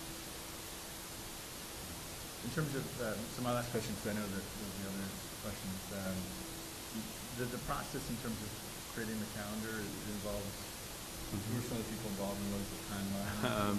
So, generally speaking, we start when we get into the new year. There's conversation, as you can imagine, with our administrative team, looking at how things map out throughout the course of the year, identifying opportunities where we think it would be beneficial to have our superintendent's conference days. But there's conversation that happens at the superintendent level where there's sharing of different models. We have to wait for state testing schedules to come out so we know where we can place breaks, so we can, one, don't have a conflict, and two, that we don't have students coming back from a vacation period and go right into a test, whether that be a Regents exam or a 3-8 assessment. We share our drafts, go through all of our bargaining units, feedback, whether discussion with our faculty association, and it's shared with our clerical unit and our custodial unit as well. So it does take quite a few steps before it arrives before you tonight. I guess what I would ask, if the board might be agreeable, to reflect on the fact that we do have shifting demographics, and that perhaps in the process have a discussion about that in terms of calendar. I don't know about this, I don't know about 2018-19. No. Right, but I in don't even know terms the of- legal, I think there's a lot of questions here, that it's not just about our philosophy or beliefs or our values. I think that it's more complicated than that in terms of what you're allowed to do, according, in terms of following SED. So I would just put that out there. Like, I think I wouldn't want anyone to think like this is about us believing it or not, Right. or valuing Very people or complicated. honoring people. It's way more complicated than that. The school calendar is dictated and guided. We can't just decide on what holidays we would like to honor. So I'm just adding that layer, that I wouldn't want someone to think it's just about, do we value that, or do we honor other people? I think it's a shift, probably ultimately a regional shift, because when Chris talks about the Jewish holidays, there are parts of the country where the Jewish holidays are not acknowledged at all. Wisconsin, for instance. They don't honor the Jewish holidays in many parts of Wisconsin, and it's because of demographics and regional. So it just seems like this would be a much bigger, conversation. It's not about a board valuing it or not either. I mean, I wouldn't want the board to feel like they're in that position either. Are you aware, are some of these other holidays observed in other districts in Westchester? I've never heard that, no. And as long as we accommodate with excused time off, so that the students who are spending time with their families aren't. Say that louder, Heather. As long as we have accommodated with excused time off for these students to take time with their families, I feel like, at least in the short term, that's absolutely right. Yeah. Because as you recognize, there's Eid, there's Diwali, there's. Yeah, I mean, we all do have kinds of- demographic data, though. I don't know if you've seen foreign holidays, but there are plenty of them. Yeah, no, I mean, at our former district, there was one of my favorite celebrations was attending the Diwali celebration. I know that there's been. Well, and here there was in the just, district. the Google, how Google decorates. Their page. A couple of days ago was Holi, which is another big Hindu festival, another holiday, and I mean, I don't know. Yeah. No, there's a history to it, and I guess I would just, I appreciate that our students have brought the questions to us, and I would ask that we, to the degree that we are able to reflect on it, and the communications that, I belong to a regional organization, you belong to a regional organization. There's opportunities. No, it's something for us to consider moving forward. And the one other thing that I do want to mention, that this calendar is designed to be compliant, as I said, with all the regulations as they stand today. What you'll note at the end of June, there are no early release days that are in place there. So once well, that's a shift, but it's for a compliance approach from what SED is saying the current rules are, because they've been going through iterations of the last 2 years of saying what is required and what isn't, to the point that they couldn't even get a grasp on what is allowed and what isn't. And so what has happened is now the commissioners come up with these new regulations. That I would say that what we would look to is add some early release days in June once the regulations are adopted, because it is critical and essential for that to happen in our schools, to be able to close out the school year and in traditional fashion as we had in last year. And I can tell you that is of grand interest to our faculty association, and our administrators certainly can speak to the need for that time as well. So how are we adopting this without having that information on here? Well, a lot of school districts don't go through and adopt everything. So, well, we're not going to adopt until the 20th, but so the state education department is even going to improve the regulations to the end of April. So a lot of school districts, when they adopt their calendars, they don't go through and put all the early release days in that in. They put start days and breaks in it. So when you go and you look at when we have early release days for conferences and things along those lines, they aren't included in the schedule. They come out in the detailed calendar down the road. This is really designed to outline parent planning, big picture, to think about school year starts here, school year ends here. These are the periods of time when we know we're going to have vacations and breaks. There are school districts that this is all they ever adopt. I think we've adopted some greater things along the way, or included greater detail along the way, but this is pretty consistent with what you would say.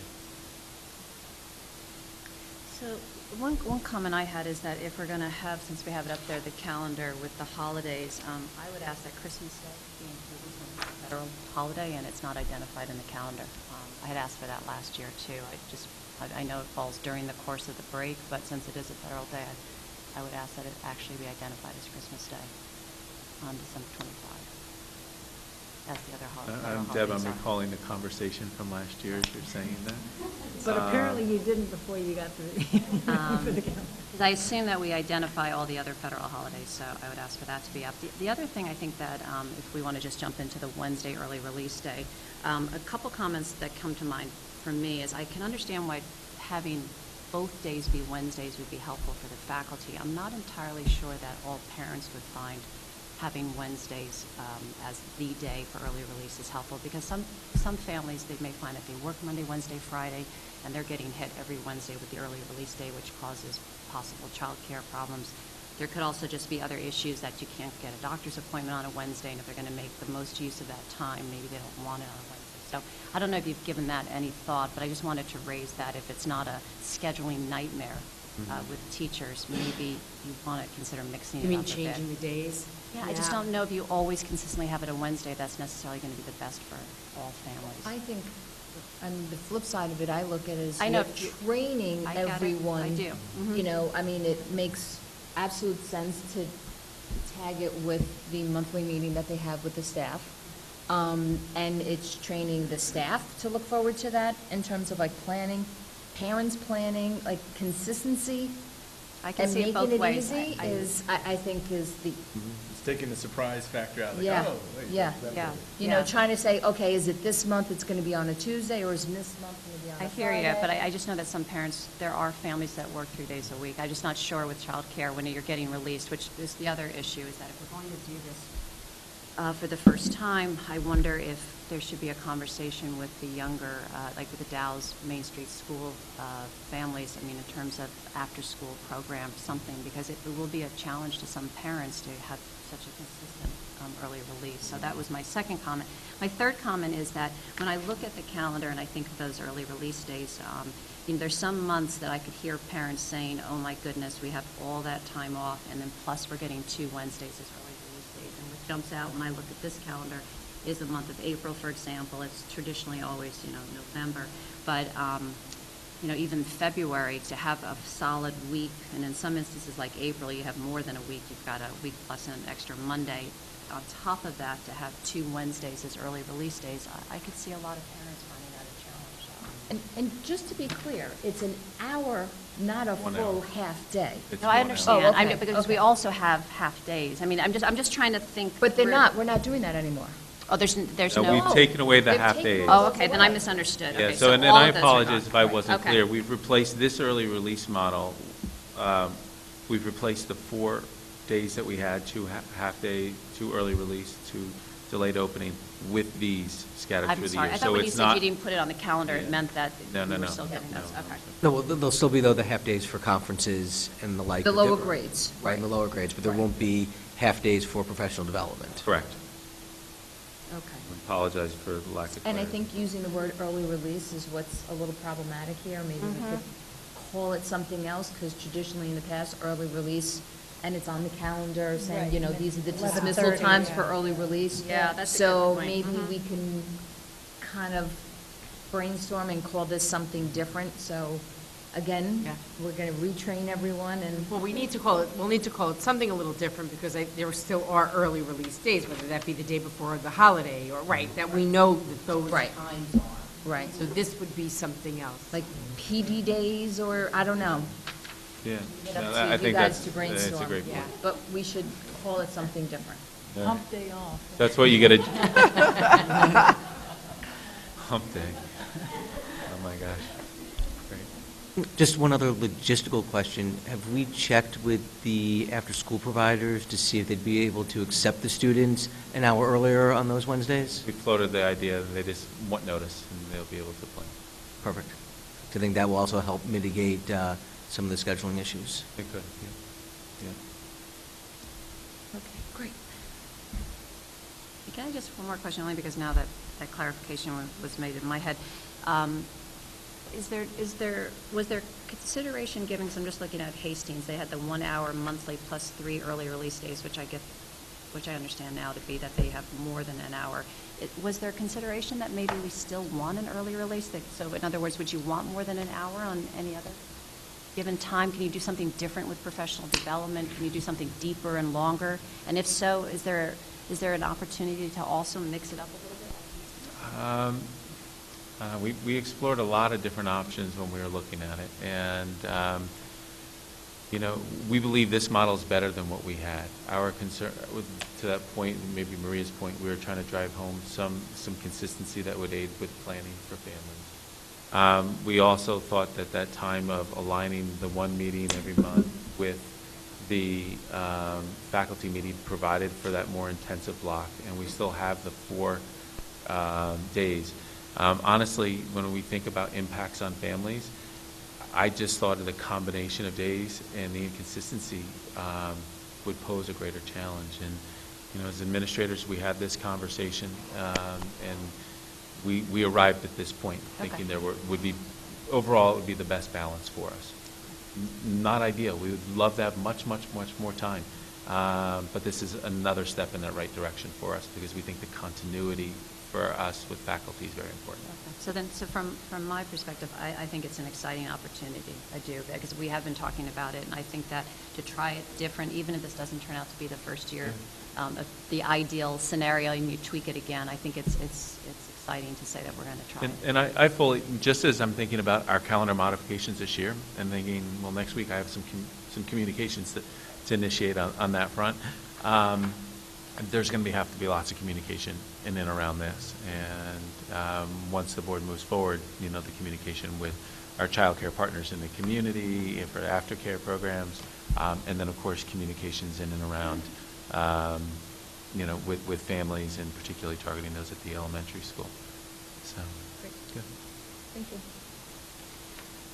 Okay. Keep going. Let's talk budget. Oh. When we talk budget, we talk about the values of our district, so it's not something where you check out, it's where you engage. Conversation.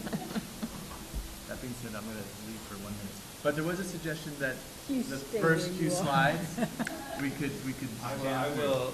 Wherever I can, I will. I feel like I've been doing an awful lot of talking tonight. One of the special things about the curriculum and instruction budget, a lot of my colleagues get that opportunity to jump in and answer questions. So I'm going to walk through our budget at this point, and we'll be joined by some of my colleagues along the way. As we started off our budget process last time, we spoke to what our commitments are and our commitments and what we need to do to be an ever stronger school district. What do we need to do to continue to improve? And that's balanced and focusing on what's happening in classrooms. It's talking about how we're maintaining our facilities. It's talking about how we're supporting kids, as was referenced in one of our earlier conversations tonight. But it also references our fiscal sustainability and thinking about being able to think about how the district will be able to survive not only next year, but 5 years, 10 years down the road. Then we also want to make sure that we're consistently aligning all of our work with our strategic objectives, of which there are 6. Throughout this course of this school year, we have linked so much of our work to our objectives, and these objectives will underpin all of the recommendations that we will talk about through the course of the rest of this evening. Certainly as we're planning for the future, despite challenges that we have, we're going to want to remain true to the strategic objectives, and we want to challenge ourselves to think hard and to work hard to be able to make sure we find that alignment wherever we possibly can. So tonight is another step in this journey.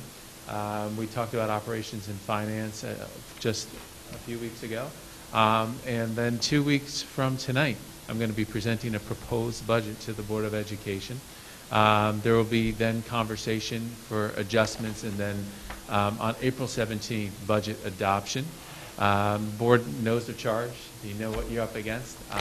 They're always difficult budget years, and this is another difficult budget year, as you'll see as we work through things tonight. In the coming weeks, we'll be advertising a variety of other opportunities for community engagement around the budget topics and discussion. But we're actually shifting and moving them to the fall after adoption because it was always tricky to be able to talk specifics before the board had adopted the budget. So with that said, tonight we move into curriculum and instruction.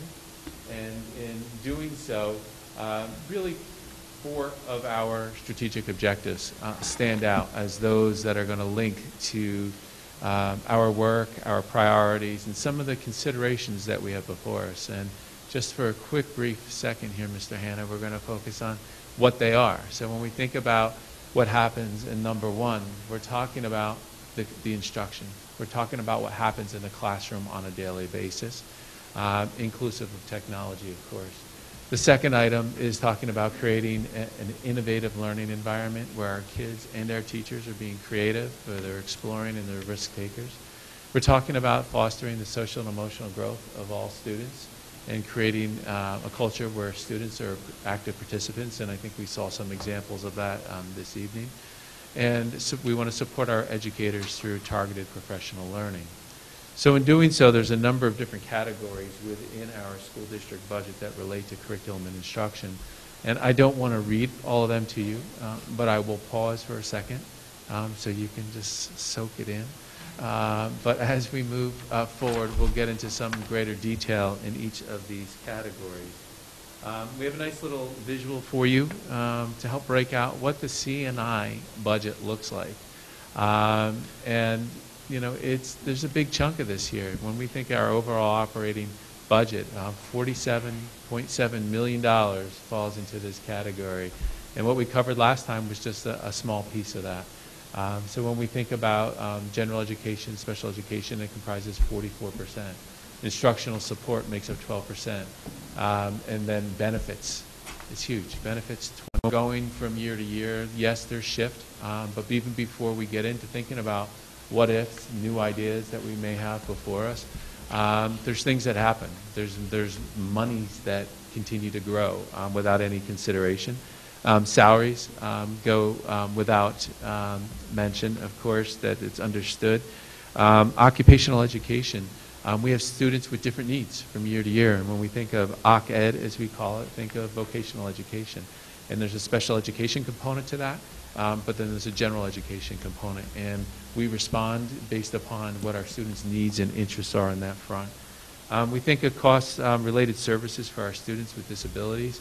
But in JCOS, John Cardinal O'Connor School, and I just want to put that out as a reminder, and I looked to Ms. Krieger because she and I had a meeting about JCOS earlier today, that while that is a parochial school, a private school, they are a special education school, and we have responsibility for providing essentially some oversight and facilitating CSE meetings and process. We provide a lot of contracted services for related services for students per their IEPs, and we also provide the nurse for JCOS. That is all billed back to school districts. So you'll see there's a balance here between what we have to put as an expense, but then Carol's office goes after the districts of residence to collect fees for all of those expenditures that we have.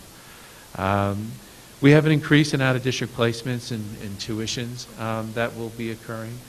We think of equipment needs. Any business, you have needs, whether it's we have AEDs that we have to replace, which are not cheap, and we have furniture that has to be replaced on a regular basis. Both these increases, and I'm referencing benefits for the second time. You know, we could look at this as a couple different lenses here. TRS, we're thinking about the retirement system for employees. We have two different funds, and the one that stands out the most is TRS, Teacher Retirement System, where we're seeing a significant increase. The rate is increasing 10.6%, which equates to an 8.5% increase within our budget. And then health insurance increases. Health insurance increases go up year over year. We're very fortunate that our health insurance increases well below the industry standard, but nonetheless, there's an increase there. And of course, other contractual benefits. When we think about moving forward, there's always considerations. And, you know, we have to put considerations out there because there's needs that are present in our schools. There's things that we want to do to continue to move our programs forward. And then there's requirements that come forth at times. So when we think about this, it's important for us to talk about the considerations because it highlights our thinking. It highlights our desire to want to continue to advance opportunities for our students. So in doing so, I'm going to present a series of considerations this evening that relate to our objectives here. And at the end of the day, we recognize that we're not going to be able to squeeze them all in, that there's going to be more challenges that come down the pike that we're going to have to deal with even between now and the 20th when I present the proposed budget. But I want to provide some overview for the board and the community. The vast majority of these were foreshadowed in our administrative roundtable also earlier in the year. The first is looking at our middle school, high school campus, and looking to increase an art teacher by a 0.5. In doing so, you can see the related salary costs. This is a position that was reduced back in 2012. The restoration to this would allow for more opportunities for students, such as additional sections and the expansion of courses that help continue to enrich our art program. We had a similar ask last year related to music, and we've expanded our music staff for a similar purpose. You can see, of course, the linkage to our strategic plan and looking at the different objectives, of course, innovation, and the overall comprehensive program that we provide for our students. The second is looking at expanding our Project Lead the Way, or STEM program. Going back a number of years ago with the support of the education and, of course, the support of the PTSA, we began to introduce a comprehensive STEM program. We've had engineering and other STEM-related programs at the high school, but our objective here was to have a K-12 continuum for our students. And the gap that we have now sits in K-2. So we would like that opportunity to be able to move forward to complete this initiative and to have that continuum across the district and to provide these experiences for all of our students. And again, seeing the similar linkage to our strategic plan. Looking at the next round of considerations, The first one, I definitely want to say that I'm going to talk about it quite a bit more in a moment. But looking at a special education teacher for 7th and 8th grade for a new model special class that we want to implement to serve the needs of our students. And the next is looking at a K-5 guidance counselor. I referenced it as a proposal earlier tonight. Certainly we have tremendous need. Students are growing up in an environment that's much more complex than we've ever seen before. We want to look to provide a continuity of counseling services K through 12. We know we have a comprehensive program in our secondary schools, but we're missing that piece at the elementary level. We do have very talented school psychologists. We have a very dedicated and talented K-12 social worker, which we restored a few years ago, which was a cut, again, many moons ago. But our students need that level of attention and support. When we step away from just looking at it through the lens of need, there is a requirement from the State Education Department that we have to implement a K-12 guidance program, and in doing so, we have to have access to for our students to have access to a counselor at all grade levels. We also have to develop a comprehensive program, which means there's curriculum. There's actually teaching related to guidance and development and what happens in our schools. So we're going to have to take time to develop a program. So we would like to be able to move forward to not only meet this requirement, but to most importantly, be able to provide for our students' needs. On our next round of considerations, we look towards our athletic department. And in looking at, again, reductions that occurred back a number of years ago, we had what were program assistant coaches. So they serve the program, not specifically to say they're the assistant coach of a particular team, but they are assistant coaches that support the overall operation of the program. And when I look at this, I look at it through a couple different lenses. Certainly there's that opportunity, as our strategic plan linkage indicates, to support the social and emotional growth of our students. But I look at it from a security and safety aspect.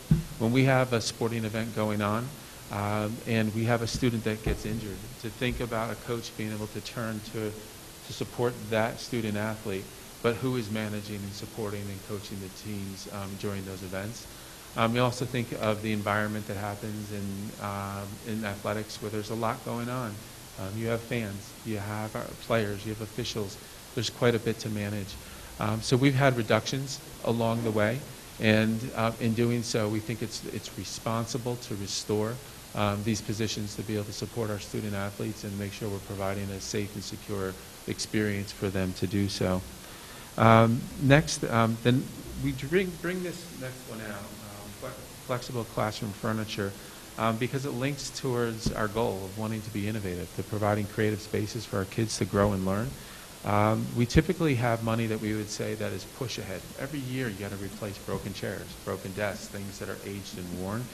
But so we could have hidden this in the budget and say that, you know, we're buying furniture. But for us, it's important to draw it out because we're looking at doing something different. You know, through the support of grants, through our partners in the community, we've been actually purchasing different types of furniture, movable desks, desks that are standing desks, different types of chairs for kids to sit on, where there's lots of research that shows how that supports student learning and creates different types of flexible learning environments that will inspire innovation and creativity. So we always have money in our budget for furniture. So that asterisk indicates that it's always there, but it's worth noting it because it's the different level of thinking and a different approach to how you're actually outfitting our classrooms. So when we look at moving forward, there are salary increases that you will see throughout our budget presentations, and they fall into different categories. So when we look at supervision and curriculum, there's lots of things that fall in here. And Carol, can you just reference who would fall into categories like this? The principals in Raina's office. So you see any of the variance that occurs here realistically is related to some nominal salary increase. When we think of general education and when we think of the general instruction budget, you can see a number of variances that come into play here. And built into this, you can see noted at the bottom, the furniture is here. We're looking at technology, and we'll speak to technology in a few slides. we're looking at additional participation for OC Ed. And we have how many more students this year? Well, this year we've budgeted for 3, and we're budgeting for 8 next year based on the student population and the needs. Mm-hmm. And this also includes that consideration for the additional art teacher. But the thing that I want to draw to attention when we look at salaries, and you'll see it fall into a couple different areas, when you look at the increase from 17-18 to the proposed 18-19, you do see a hefty increase of $448,000 for salary. I want us to be mindful of the thought that we have teachers that continue to move through the salary schedule, and this also reflects what we see to be fair wage increases for our teachers beyond that as well. So we'll see that played out through the slides where there are salary references that will occur. Could you just take 2 seconds I literally had a couple of folks ask me about the salary schedule. So essentially we have, when someone is hired, there are steps, and each year, over a course of 19 years, they move along that salary schedule and receive increases. Yes. So, and Raina, certainly jump in with me here, but there is a salary schedule that has, so picture a grid with a series of columns and rows and lanes, right? So we look as we move down or up a salary schedule, we're looking at years of experience, and when we move across it in different lanes, you're looking at levels of education. So we hire teachers. We want to hire the best teachers in Irvington, so we hire teachers typically that are coming to us with years of experience. So a teacher may come in and they are hired at, say, step 5, and with almost every single one of our teachers has at least a master's degree. So they would come in, down step 5 and shift over to the master's column. And then with each year, they move from one box on the grid to the next. And in doing so, there's increments that happen. Then on top of that, with contract negotiation, there's additional monies that are often negotiated to try to enrich that salary schedule. But when a person arrives at the top of the schedule, you could, for all intent and purpose, say that their salary freezes with the exception of the new monies that are placed on the schedule with each negotiation.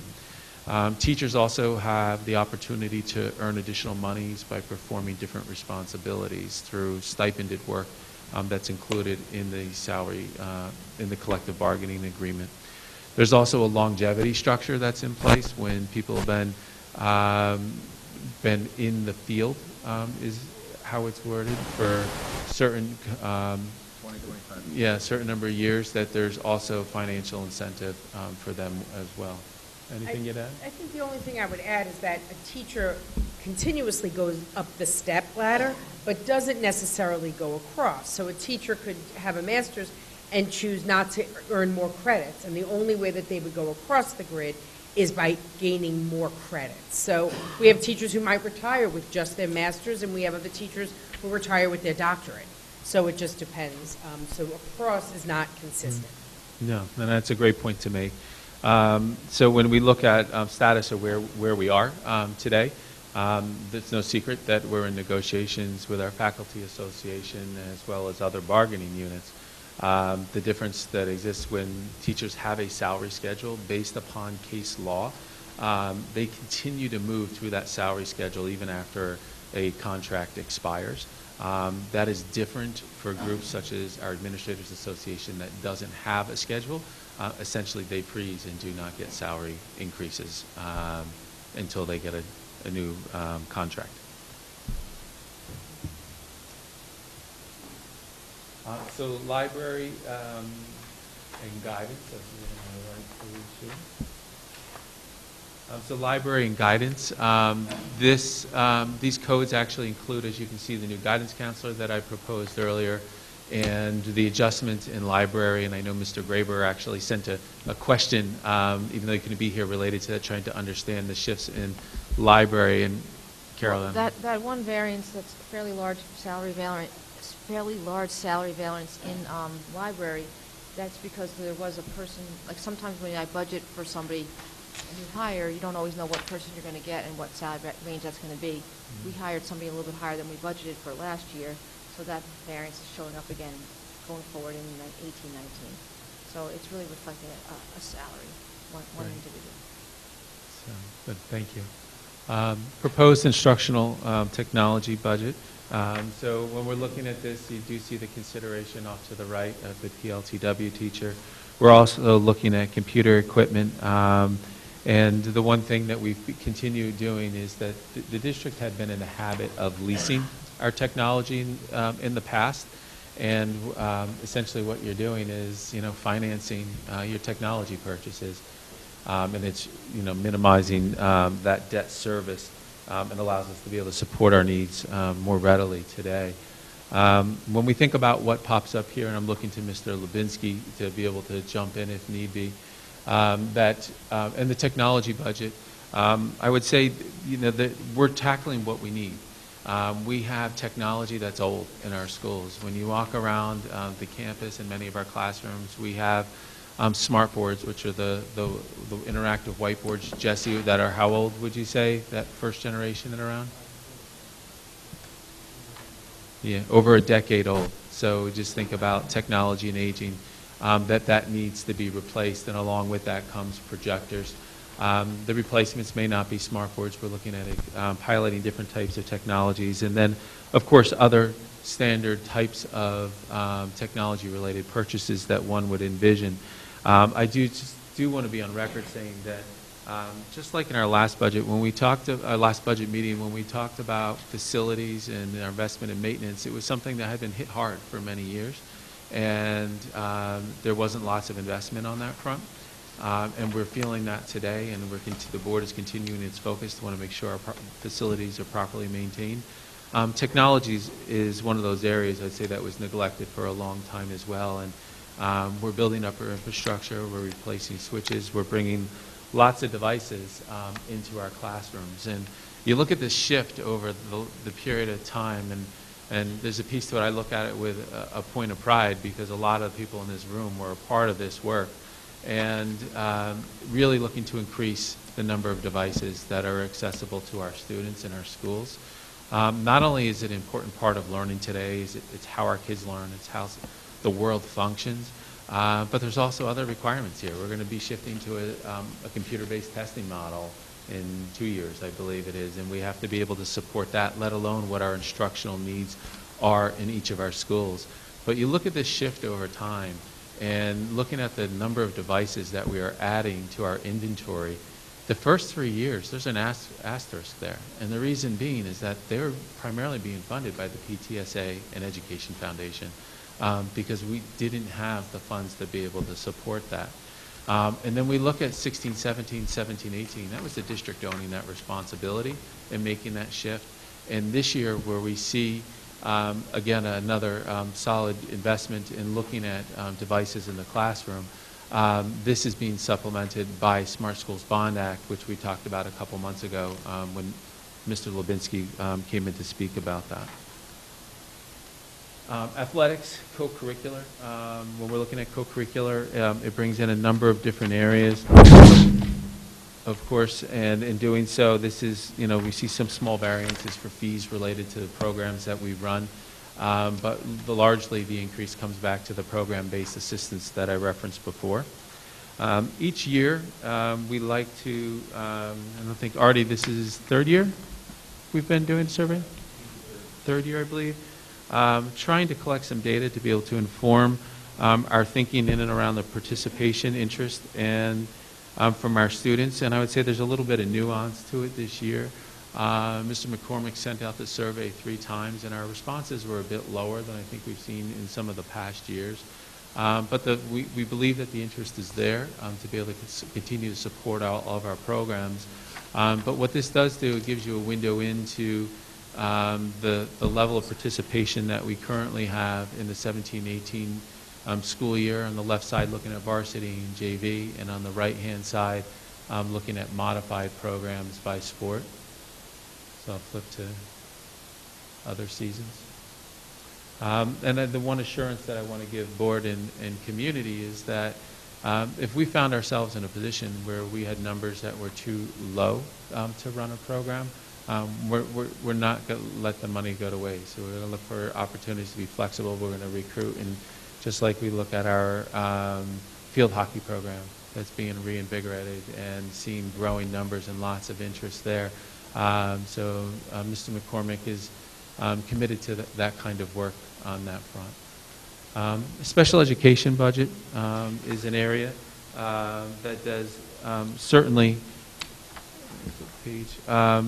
encompasses a large amount of our budget. When we look at salaries, and you're going to see proportionally, if you go back to the general ed side, proportionally you're going to see the variance in salary is actually greater than that of general education. Reason being for that is we have a lot of teachers that are still, many more teachers in the special education department, so to speak, that are still moving through the salary schedule, where we have proportionately a larger number in general education that are towards the top of the schedule that aren't seeing the same level of movement. So when we take a look here, again, the reference to John Cardinal O'Connor is a variance down at the bottom. Again, that's money in and money out. And I do want to give accolades to Carol and Tiana in her office. They are going after New York City and getting monies that we've never seen before. You send bills to big districts like New York City, most times you're met with silence. They're going after them like true Irvington Bulldogs and actually getting checks from New York City, which is like unheard of. When I share that with my colleagues, they're surprised. We're looking at tuition for out-of-district students, and certainly where we know students are going today based upon students in our roles and students that are going through process, and of course that reference special ed teacher. And certainly, Gail, if you need to jump in to support me here, or Kimberly, when we look at where our budget is, we're looking at out-of-district placements, and a few notations here. We are seeing shifts, and they're truly based upon what our student needs are today. I want to note that when you look at that top line where that first asterisk is, when we have students that are in certain programs, such as the Center for Discovery, and Carol, we have how many there? Four students at this point in time. We're looking at steep salaries, six-figure salaries, tuitions. And when we look at that six figures, we want to know that we see it as an expenditure, but we're also getting aid that comes back here through the state in two different funds. So we get direct state aid reimbursement for programs such as that, and then there's also the general aid that comes back. So when we look at 4 students that are into that line that have very significant needs and very significant tuitions to provide for the programs and the services they get, in that area, you do need to know that we're receiving essentially full aid back on those expenditures. And I will add just one other comment. There are other students that are high-cost students, and when they reach a certain threshold, then we receive aid, direct aid above that threshold. It's just that with these students, the threshold is much lower because it's a state program and it's supported as a special type program. So there's a differentiation between different types of schools, and this is one of them. So.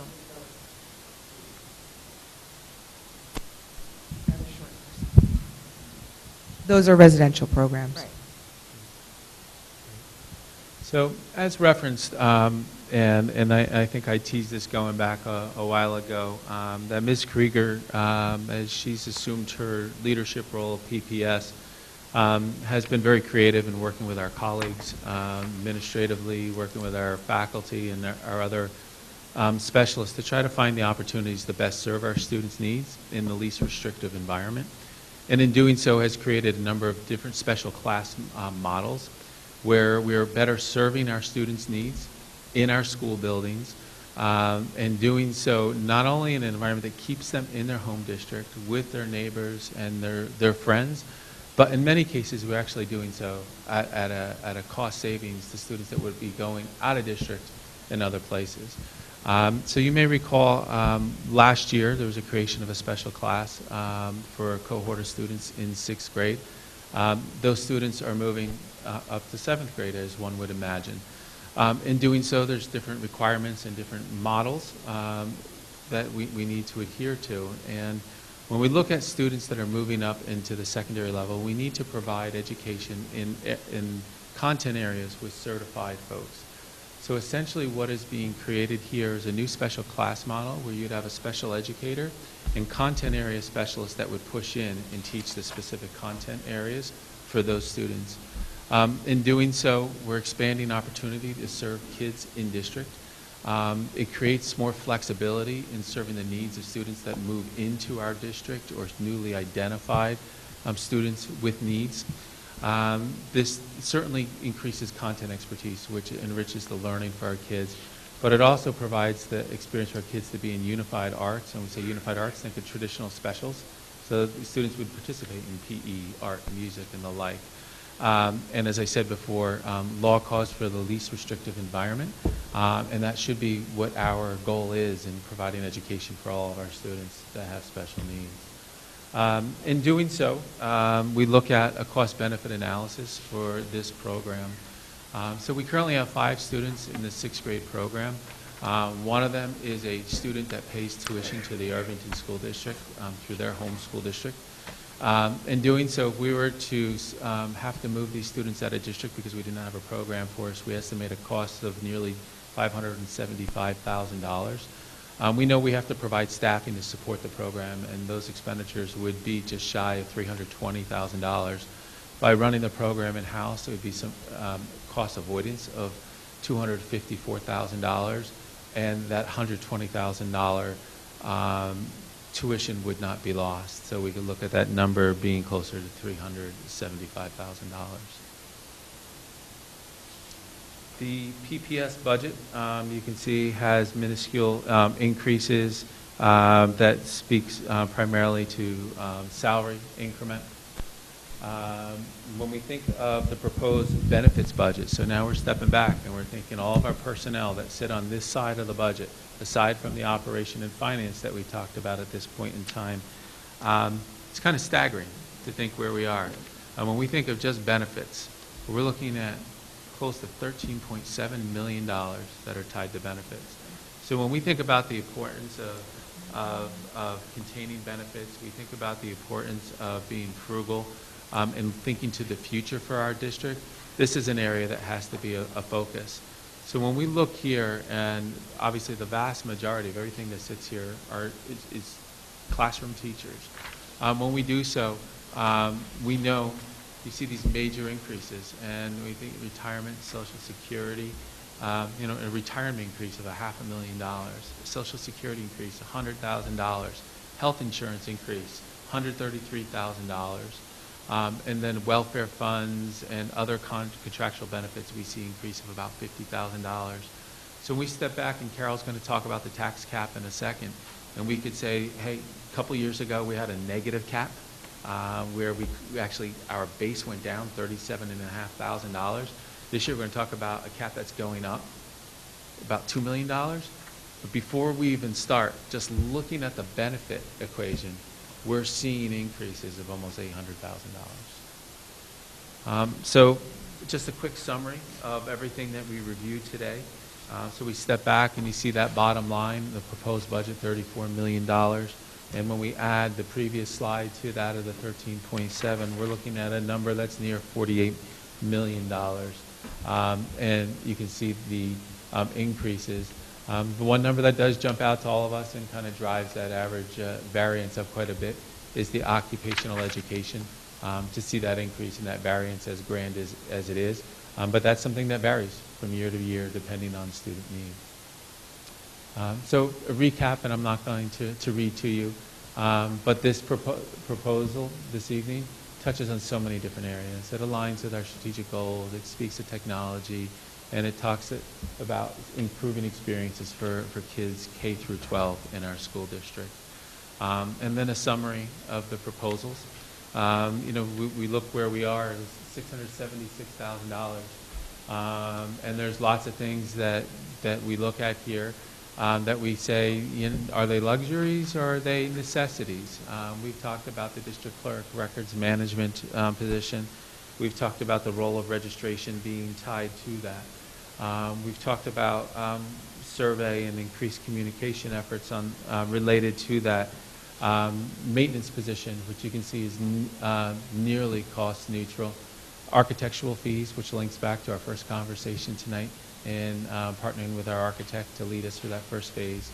Talking about budgeting money for tax certs to help us pay for the future. Late bus at the middle school increased, and campus to be able to increase access for kids, the programs, and the others that I referenced today. We did eliminate one that was on the table last go around, which was a transfer to capital, and we reduced that tax cert item as well, simply because we're not going to be able to fit it in. The budget's going to be tight. You see that final line, as Carol had referenced, that we're out to bid for our out-of-district transportation routes, and the bids are coming back much, much higher than we're paying today. Essentially, what we're learning through this process is that Montauk, who had the contract 2 years ago, essentially took us as a loss leader. In doing so, we're running the operation at a loss and weren't making money on it. So Carol and our transportation leadership from Ardsley are working, and our hope is we're going to see this number come down, Carol, in the coming weeks as we look to balance the budget. So this is an overview by category. The different areas that we've spoken to throughout the process, which adds up to our sum at this point in time of $61,499,000, which is an increase of about $2.4 million. Carol's just going to walk us quickly through a couple financials, and then it's on to the board. So obviously the revenue side of the budget drives the expense side of the budget. And the largest piece of the revenue side is the tax levy. So I'm just I think everybody now understands the formula, but you basically take your prior year levy, you multiply it by your growth factor. That growth factor is set by the Office of Real Property Tax Services. It's not something that we make up, it's assigned to us. Luckily, that's a fortunate number this year. We've seen lower numbers. So when you multiply that out, you get a number. Then you subtract the exemptions. The exemptions are basically your debt for capital projects minus your building aid from this current year. And then later on, we'll add that same number or a similar number on the other side. Then you multiply by your CPI, which, by the way, was 2.13 this year, but we're not getting 2.13. We're only getting 2%. So this is where, the tax cap formula is going to hurt us going forward. If we start to see inflation, we're going to be limited at 2%. So where you're seeing, that they can raise the pension increase, they can raise things, other areas, health is going to go up, but we're going to be stuck at 2%. So fortunately, it's been better than it was at 1.26 and other numbers we've seen in the past. So this is the first time it's even been at 2%, right? So I'm not complaining this year, but I look to see that it was 2.13 and starting to creep up. So as I watch that number. So then you add back in the exemptions for this year. It's not the exact same number. Our debt schedule changes, our building aid changes, so there's always some slight differences there. So that leads us to an allowable levy of $54.6 million, which seems like a large increase, but when you look at what really you have going forward, it's really not. It's just it's a doable one this year. So then we go to the next slide. Okay, so the other pieces of revenue are, obviously this is the largest piece is the property taxes. State aid is the other piece. The governor's number came in at around 3.8 million, but I'm projecting a little bit higher, 4 million. I actually do the calculations with looking at the output reports and figuring out, based on what we've actually been spending, because a lot of these are expense-driven aids. So I kind of calculated it a little bit more finely than they do. And I'm fairly confident that that's going to be a decent number. Then we have the tuitions, and those are the students that we receive from other special education students, and we also have 2 general ed paying students, so those are numbers coming in. It's down. We've had some more kids, and now we don't, so that's one of the pieces that's happening. Sales tax, I think we were over budgeting in the past. We haven't quite hit our target yet. We might see that increase, with the environment and the economy doing well. It could be an area where it might grow up, but grow a little bit more. But right now, I'm not predicting much of an increase because we haven't hit our target. The BOCES number is basically the same. There was just some calculation changes. The other revenue consists of like everything else. So health services that we bill other districts for our nurse services at JCOS. Interest income, which has been one shining star at least. Finally, with this rate environment, we've managed to budget that up about $30,000 this year. We're up quite a bit over the last 2 or 3 years now. And things like refunds, the prior year services. We're fortunate, we were getting some state aid that was owed to us from several years ago. We're getting a chunk of it this year, but we're getting a lot less of it next year, and then we'll probably get very little bit of it the following year. And the state can choose when they want to pay it. I want to use the word insane, but I can't be negative, but it's an interesting process when they decide they're going to pay aid that's due to you for, students that you've filed for. It's just arbitrary in my mind, but and then property rental, when we learned that our space, our theater, and our fields, and we've seen a bit of a decline there. We don't really have that much availability to do this. We're using our theater, we're using our fields. So I would like to see maybe a little bit more of that, but it's really not one that we're, really achieving as well. So something to think about might be to increase the rates that we charge, but, for the time that we do rent it out for the future. So all those other numbers make up the other, and really we are, the revenue numbers are not as favorable. I was hoping to have a little bit more. We have some declines here. You always want to see increases, and we have some decreases. So that's offsetting what we can maybe spend toward the expense side. All right, so when you put that together and you put it all together, I put the revenue number on the bottom. So right now we're budgeting $61.5 million, and we're only at 61.2, for the revenue. So we have some work to do to figure out where we're going to make this work. But we are putting down the needs at the moment, and we're still refining things. So we'll, in another couple of weeks, we'll have it maybe a little bit more solidified here.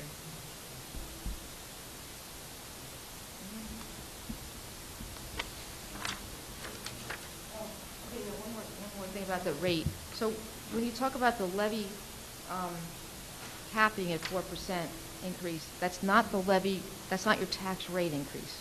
And there is a large difference because the tax rate is based off of your assessments, the overall assessed value of your property in your town divided by your levy. And right now, the levy, the assessed value of Irvington has gone up for various reasons. So that tax rate will not be impacted to the same extent of the levy increase. So that is the good news here, and I think that's where you see the impact of that growth rate. So that growth rate, when that growth rate is higher, this is going to probably happen. When that growth rate is lower, you won't get that same effect. So I'm currently projecting about a little under a 2% increase in the tax rate. It's hard. The evaluation will change a little bit based on SCARs and successful claims. Those are small claims assessment reviews. So once those are finalized, we'll get our final assessment roll. We don't really get it, though, until April, May, so really after this budget is done, and it's hard to know exactly what it's going to be. But using the number I get from the assessor, I'm figuring somewhere between maybe 1.5% to 2% is the range right now. Brings us full circle to where we started and talked about where we are tonight and our process and where we're headed for the 20th, which would be actually bringing all this together, looking at balancing that budget, considering that $250,000 deficit that you saw tonight, considering that number that's out there for transportation that we're still working on, and to make the numbers that Carol presented line up to ensure that we'd be presenting a budget that would be within the tax cap. Great, thank you. And I appreciate the clarity of the presentation and the backup details. That's very helpful. So, with that, I was thinking that we might start with Maria asking any questions she might have, and then work our way down the table. This, in terms of our schedule, as you were just saying, it's perhaps more informational in terms of getting understanding, and we do have additional opportunities with the upcoming meetings to provide guidance as well. So it's not everything on the table. We'll have to make sure we get it all tonight, but let's try to ask. Start some conversations. Yep. Thank you. This is a great presentation in the sense that even for people who aren't necessarily watching the video, which, you need a lot of the commentary. I think a lot of the slides help explain some of these asks. So I think, so I appreciate that extra effort that you guys put into this, this presentation. Just to clarify, the art teacher .5 position being asked, is that the restoration of what was formerly called the exploratory classes? If I could just ask my colleagues, if you just go to the back of the mic so you can make sure you're heard. Thanks.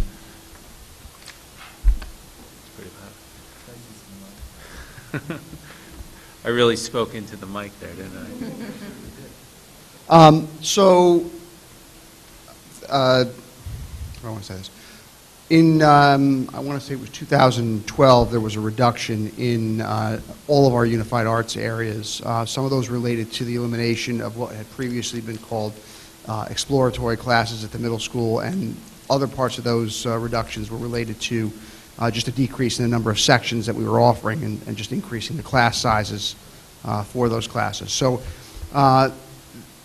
this increase, which is a shared middle school, high school increase, at the middle school anyway, would only bring us back to the number of sections that we had. So it would bring us back to a class size that was more in line with what the rest of our unified arts classes are at this point, because we have seen some restorations in some of those other areas. And it would address a need that we have relative to scheduling. Because of the smaller number of sections, we have fewer times during the day when we can offer the class, causing some limitations for certain students in getting those classes when conflicts arise. So no, it's a long way of answering your question to say no, it's not restoring exploratory classes specifically, but it is restoring sections that were lost due to that reduction. Of all of the unified art classes, like the wheel classes, is that what It is the wheel classes, although wheel is really specific to the 6th grade, and this is really would be more focused on 7th and 8th grade, where the sections actually came out of more profoundly. But that said, yes, it is the regularly scheduled part of the unified arts rotation in art specifically that we would be focused on. Again, we've had over the last several years opportunities to add back a section or two in some of those other areas, technology and so forth, as staffing's come on board there.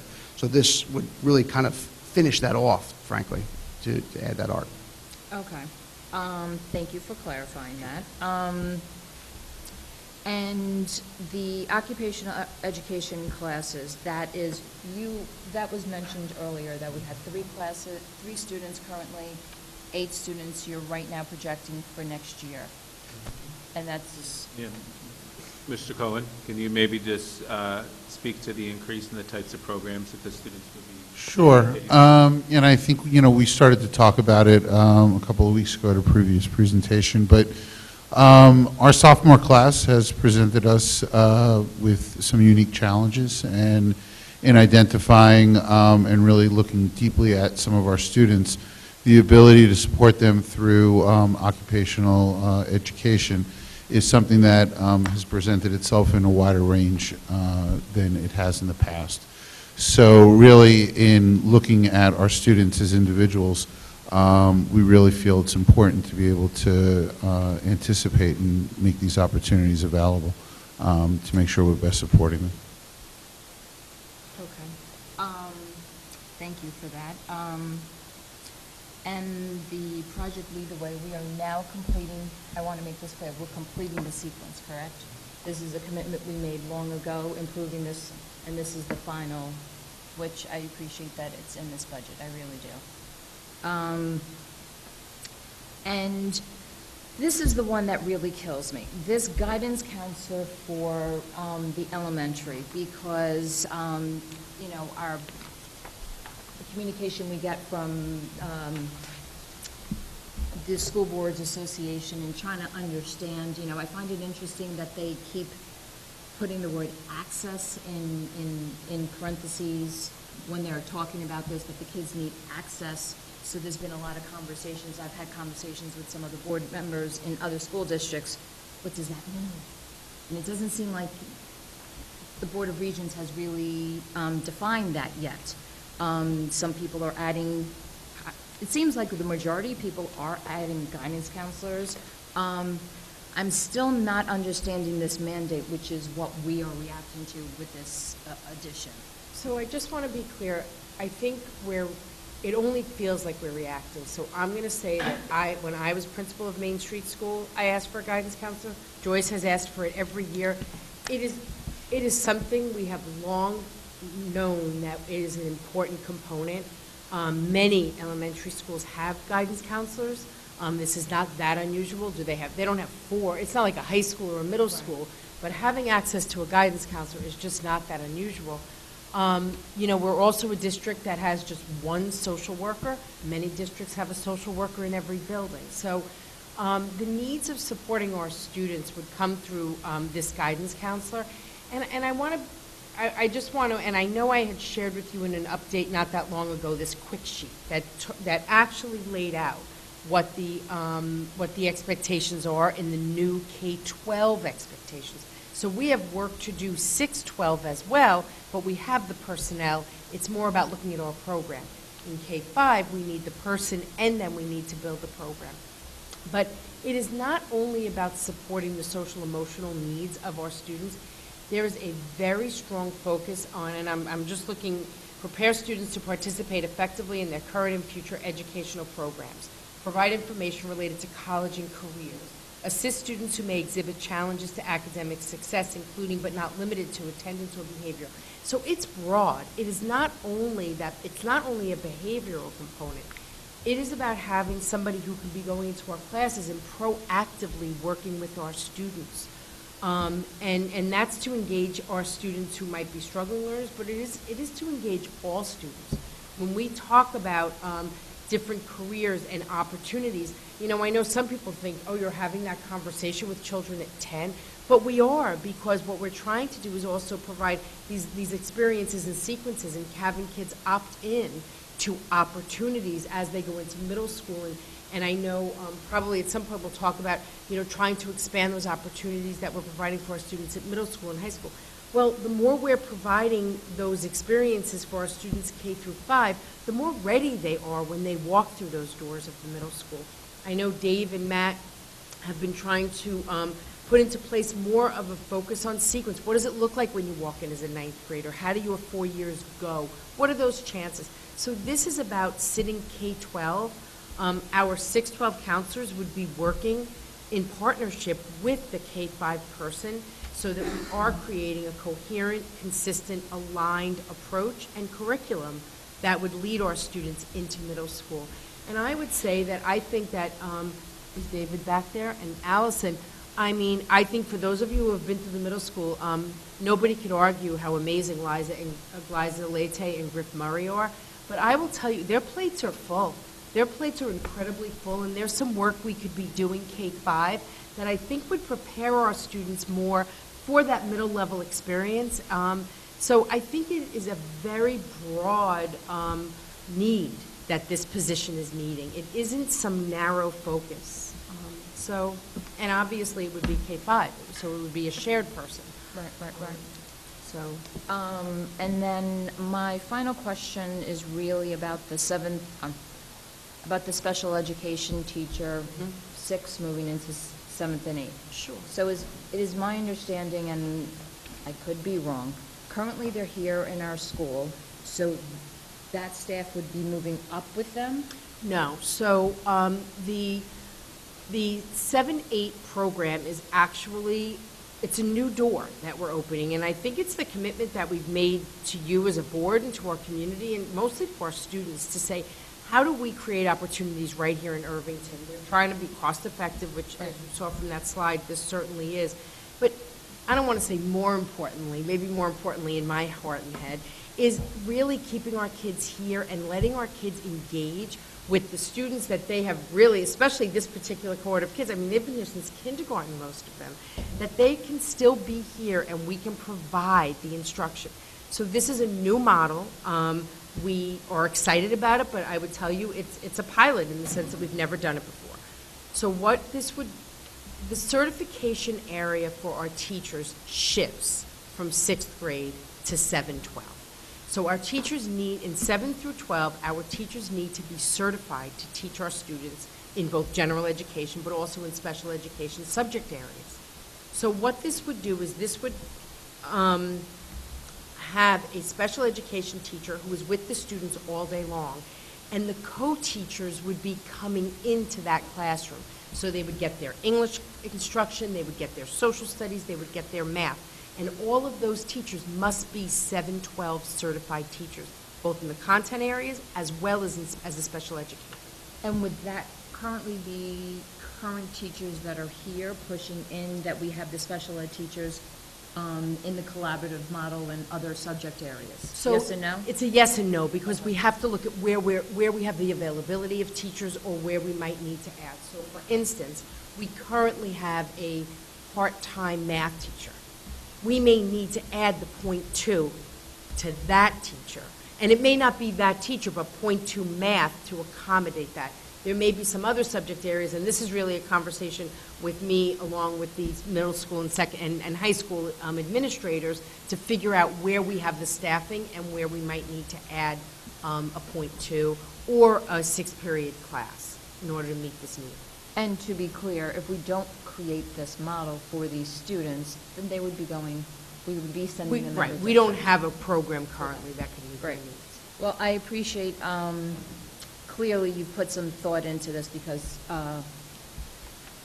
I think it's, like you said, they've been with these kids, since kindergarten, so it's nice to keep them here rather than going out of district. And if we could create something where they're, in with general ed students, which theoretically are role models, right?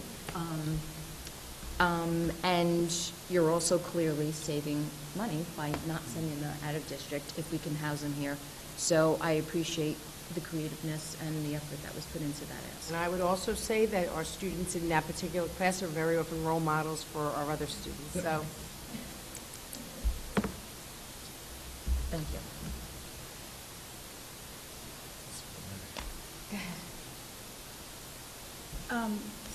But to follow up on that question, it doesn't sound to me like this is a fully loaded analysis, because it sounds like you would have to add .2 to some other teachers, which would mean this cost savings of $250. It's built into that particular cost. When we look at the staffing figure that you're referencing, what size? So this is fully loaded with all the teachers that you would have? Yes, it builds in the scenario where we're looking at a combination of, as Dr. Kaur mentioned, a .2 potentially for a math teacher, and then we have a 6-period stipend of that the teachers get for teaching over. So it's a combination of that, the special ed costs for special ed staff. It's looking at the general ed costs as well as a TA for the class as well. So that figure of 319 is fully loaded for the how we've outlined the needs to staff the program.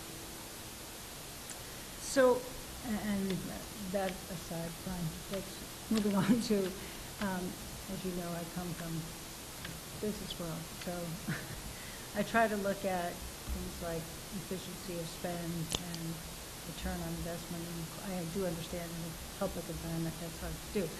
But I think one of the things that we tried last year to talk about was we add programs, we add teachers, we do new things, but then there doesn't seem to be any circling back to determine whether or not there was a value to that program. So what was the impact? What was the return on that investment? And so one of the people we added last year, or we intended to add, was somebody would do some analysis and help us to understand the value of the programs and the things that we're asked to add.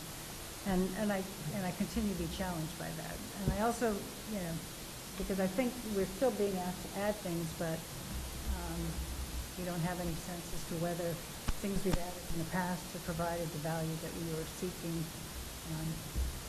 or that, I mean, Maria, we added English, when John Montgomery was here, we had it added to the English program in high school, but we've never gotten any, what has that actually resulted in terms of student development, in the ELA program. So I think that's one of the things I'm challenged with, and not only this budget year, but in previous budget years. I think the other thing that, the goal of the strategic plan was, to have the community speak to us about what they wanted Irvington to be, and where they wanted Irvington to go. And that's never a, you know, a zero-sum game. It's not that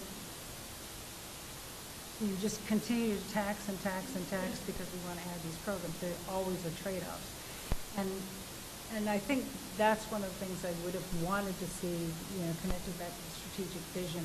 I like that you did connect back the additions to the strategic vision, but we also didn't talk about things that we were going to say, oh, okay, maybe this isn't quite in alignment with the strategic plan, so maybe we should start to phase this out so that we can make room for other things that are in the strategic vision.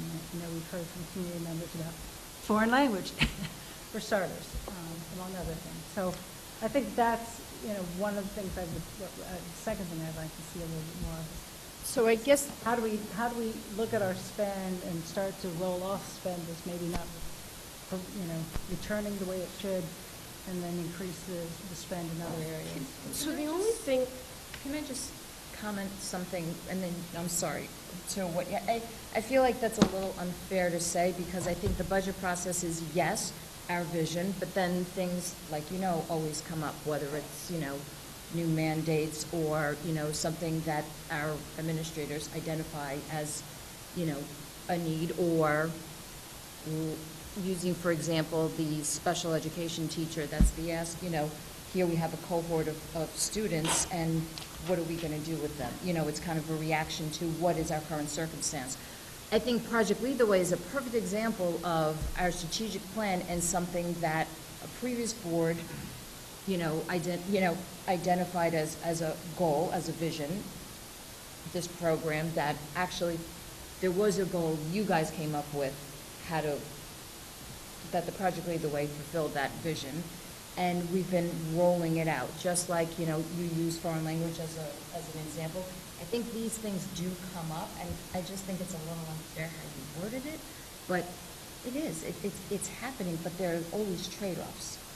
I would say, Maria, that just to jump into that, I mean, Yeah. I hear where Catherine's coming from, because when I look at the budget, you know, one of the things I do is I look at last year's budget and last year's proposed, and one of the positions that jumped out was data manager, and we talked a lot about the need this year in particular about data, and the board wanting it to do what Catherine's suggesting, to make sure some of the decisions that we're making, that we get feedback in the form of data that we're not able to now because we only have so many administrators and we have limited capability and with technology as well.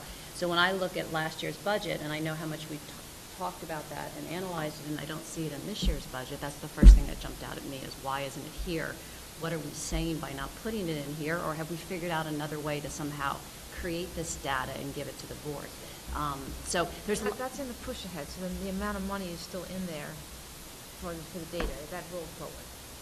but and that's great, but I still feel like that's in terms of what Catherine's talking about, is that I feel like we need to talk about what we asked for last year, what we're still asking for this year, and then what is it that, why we want it, why in this year, again, are we pushing it forward with the budget to show.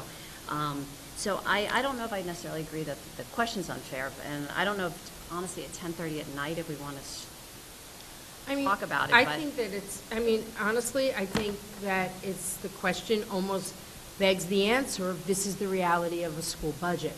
So I think you're seeing those three categories. I think Maria said it perfectly.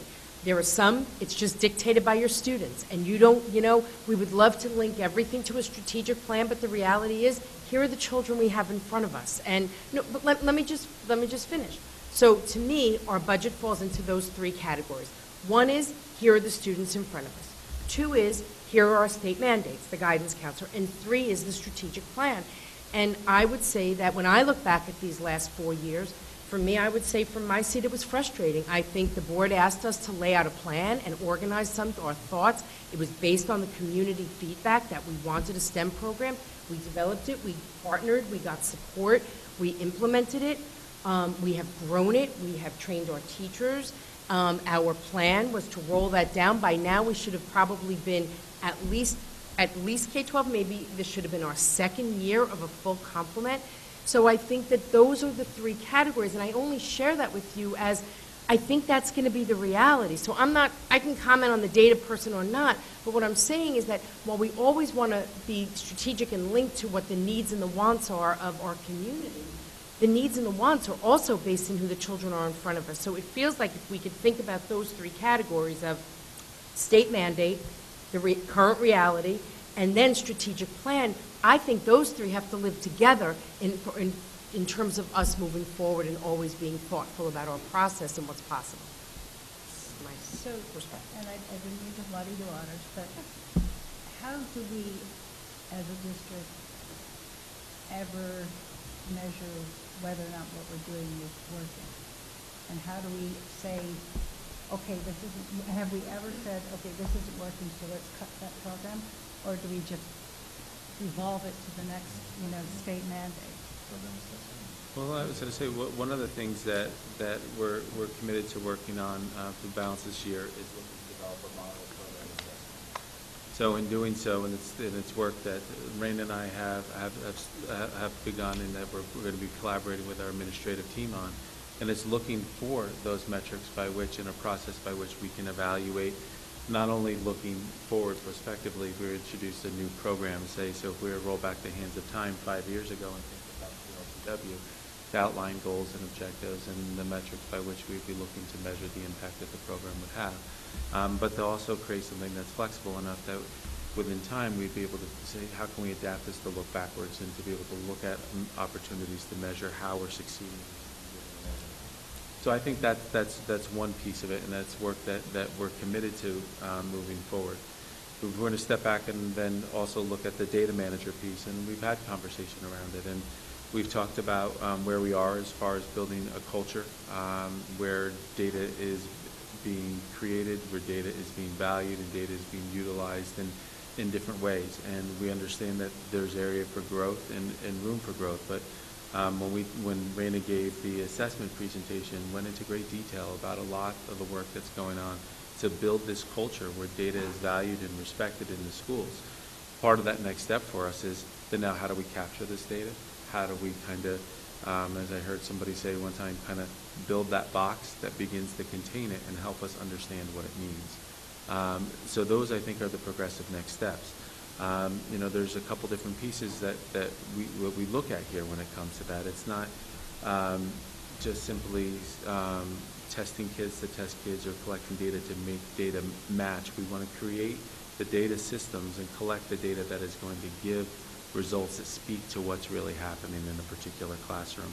So there's things that we could spit out reports that potentially would talk about demographics. That could be one thing. But we want to talk about more longitudinal benefits that are coming forward for our kids. So that's the path we're going, and I think we've been pretty transparent in that and fully acknowledging that there's been a bit of a disconnect between us along that journey. But it's a path that we're heading, and we're building the culture, and now it's taking the results of that culture, beginning to capture in different ways. Yeah, in terms of the disconnect, from our side last year as board members, the discussion was about, and it was both, as presented by the administration, was about hiring a person that would come and support your work. But I think the discussion we've had, in fact, is that this very strong administrative team together with your district leadership are working together to build that capacity rather than stepping outside of the leadership and bringing someone in. That's essentially how you characterize it. And the program assessment sounds boring, but I think it's really fundamental. It gets exactly at what you're talking about, which is, how do you know? I'm nothing if not boring. Yeah. No, but it's I love it because some of the most important work we do, budget, is boring. Program assessment. We could come up with some more exciting terms, but it's really foundational to the work that we're doing. And so, am I right in that there's some that later this year you'll share some of your progress in terms of that work? Yes, that is absolutely what we're working towards. Yes. So back to you. And I think the last question I have is, how many, we have 1,753 students overall, correct? Give or take. No, we have more than that. That's only in the buildings. We have other students that are out of district, so I think it's about 789 or something like that. And how many are special ed students? How many special ed students do we have in and out of the building?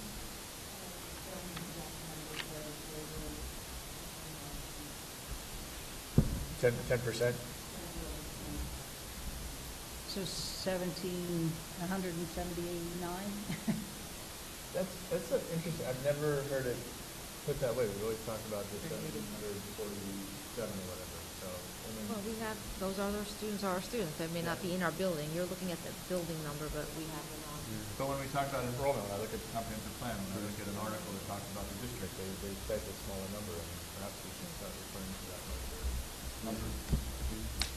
Now, and has that gone up, that number of special ed students in the last few years? What, in what way? We've always covered the percentage of that. I think what's important to recognize is our complexity of students over the last few years has changed, has shifted, for sure. So our budget on special ed went up last year 11%, and it's going up another 9% this year. And I guess this is one area in particular that I'm trying to get an understanding of how the monies are being spent and what kind of results are we getting for this? Are we doing what we should be doing to best help them, or are there other ways that we could be addressing the needs of our students? I mean, Kimberly and I are committed to looking programmatically at all of our students and what is best to serve them, and recognizing when there's opportunities for our in-district programs, as we've done with this cohort of students that we're contemplating this 7-8 special class for. I think that's what we're doing. But I think a situation we run into at times is when we analyze our incoming preschooler students, incoming kindergartners, and the hopes of being able to create a program. 2 students that are 2 of those 4 that we're talking about, their needs were so different, you could not create a program for them. Our tipping point is usually 3 students. But when you look at that, that's something to really be thinking about. And in a small district like that, that is a challenge right now. So we're always looking at that, and we're analyzing that. And that is our commitment, and to looking at what program expansion can or should be. And on the students, back to the students that you were talking about in 6th grade, or they're currently in 6th grade, they're going to 7th grade. How are we meeting their needs this year?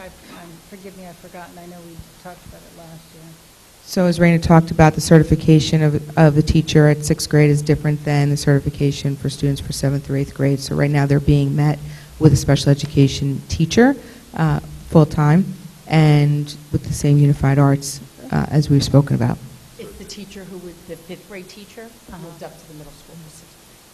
So the 6th grade, so this teacher who moved up is going back to 5th grade. What are we doing with that teacher? Well, that's right now, there's a lot of moving parts on that. So maybe we have a special class, we have a 4-5 special class, which is what she did at Main Street prior.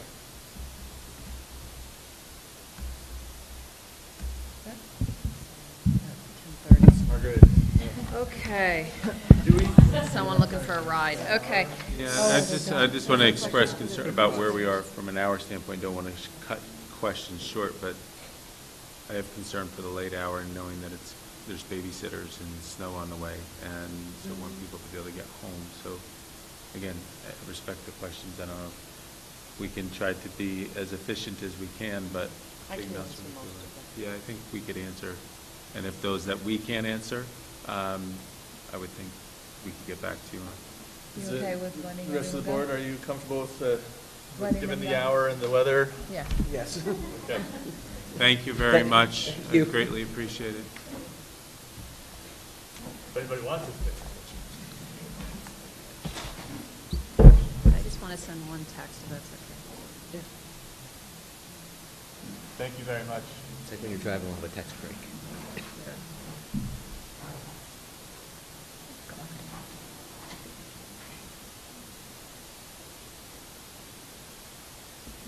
Okay, thank you for that. Okay, so I'll try to be clear. I'm getting tired, as I know you must be really tired. Nothing good happens after 9 Yeah. o'clock. So the- I thought it was midnight. I thought it was midnight. We still have an hour and a half to go. So I'll just make it brief. So some question I started with is the data manager position. What I was trying to articulate was, it was in last year's budget. It was a huge point of the conversation, but the position itself, which was a 1.0 FTE, $75,000 budget, as I recall it, we did not look to fill that position, but instead we were building money into the budget to handle data in other ways. In light of the fact that we've had so much conversation with data, I was surprised not to see the request come back again. That's what I'm talking about, not just where did that money go and it went push ahead. Is that something that we feel as a district, I'm looking at our administrators, that is not a position we no longer want, or is that one we do want, but we think the art teacher is more important? Because I just want to say that, so when I looked at the... But he doesn't want to let me in. Yeah, because when I look, because when I look at this, I understand that, of course, different students will require different needs each year, but when I see an art teacher for .5 in the middle school, high school, instead of the data person, it gives me pause because I don't really remember the conversation coming earlier about the importance of the art teacher. I can understand it. I appreciate that we've built a music piece, so it's only fair that we build the art piece. But why art, and this goes back to, I think, what Catherine was trying to say with strategic planning, why art over data this year when it was different last year? And what I want to say, is clear, and maybe it wasn't heard before, it's not one or the other. So if let's say there are equal parts of the budget, right, both $40,000 or $30,000, the money that was budgeted for the data position still sits in that budget moving forward. It's just not named on a chart. See, I don't get that. Name it. As a new consideration. It's not a new consideration. It's not a new consideration. But I thought it hasn't been filled, right? It hasn't been filled, but it's not but last year, I thought we said we didn't want a person. We wanted to hire somebody outside, and that we were going to figure out how to get that data in other ways. Last year, it was a 1.0 full-time person. I'm not seeing that this year. It was not a 1.0. We started off with a 1.0 that was a whole bunch of different things melded together. Right. And at the end of the day, and we kind of negotiated ourselves to a point where there was a dollar amount, about $45,000. But is that negotiated position still, in light of our conversations this year, the best we should be doing, or should we go back and reevaluate? That's my question to you. I was surprised that this isn't on the table for conversation, because there's been a lot of conversation about data, and we seem to be requiring it more, people are asking for it more, and yet I've seen an art teacher. And I know that you have to, the reality is we have to pick something. So why is now this on the table and we're not talking? I'm happy to go back to that assessment presentation. Because you want it still. No, what I'm saying is, okay. and I know Mr. Graber's not here, and I know that Dave has like this perspective of this data collection that happens in New York City.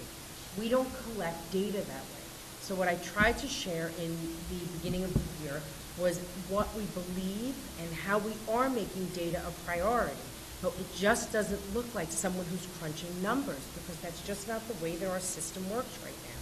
Maybe there will be a time when we will have enough data to have somebody who's busy crunching those numbers. So what I think I've tried to share is that with every new thing that we do, we embed data. We believe in data. We think it's valuable. But I think I'm not even that clear. When I hear you speak, I'm not even sure what you're describing. I can only do it from my perspective. I've shared how with the world language. This year we are giving proficiency across the grade levels. We believe that data is important. But I don't know what this person is going to be doing.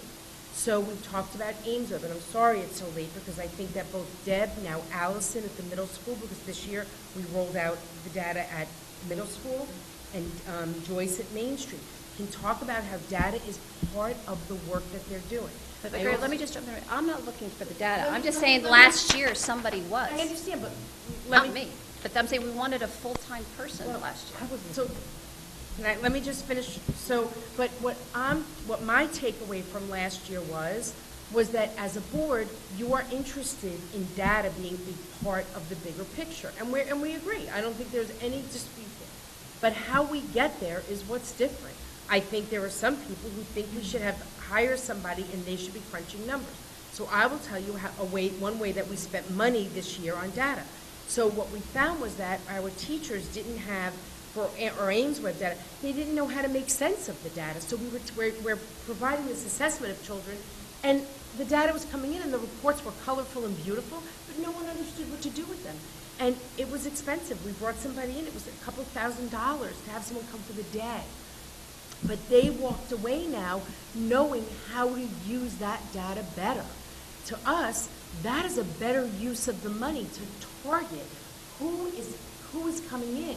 To have just one person who's crunching these numbers that don't exactly exist, no. We would rather have somebody who has skill and expertise in the specific data that we're looking for. In addition, I know I shared at the beginning of the year that all of our instructional leaders are all working on a data project, and one of those is, and the range is huge. Some of our instructional leaders are looking at this the comparison of Regents data over the years.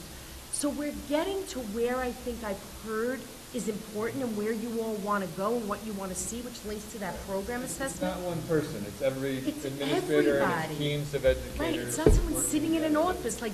But we're starting to arrive to the place where these numbers start to come. For us, what we want to do is we want to use that money is there and it's valuable, but we want to use targeted people who are supporting our educators in how I collect data, how I look at data, how I make use of data, and over time, slow and steady wins that race.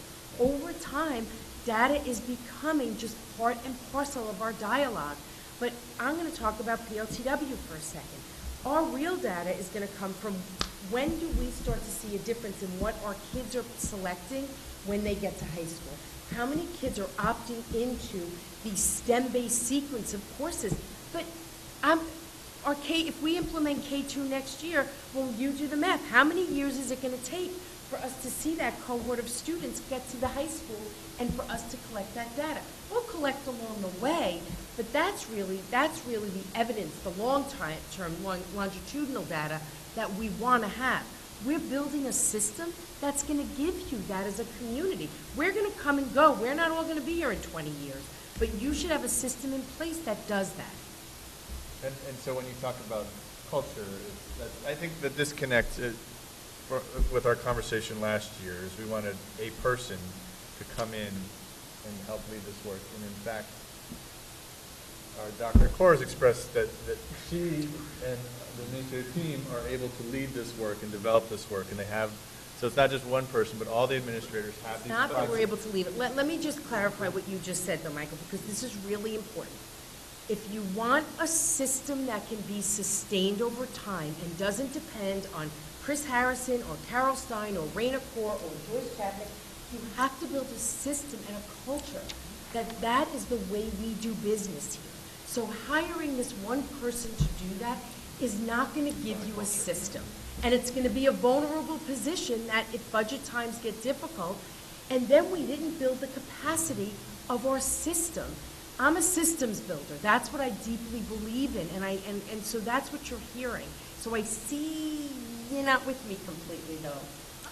But I am, and I would argue right there. that you have the longitudinal data, and that data armed with your systems is far more powerful than the two of them separated. They're not So you're separate. building the separate, but they are.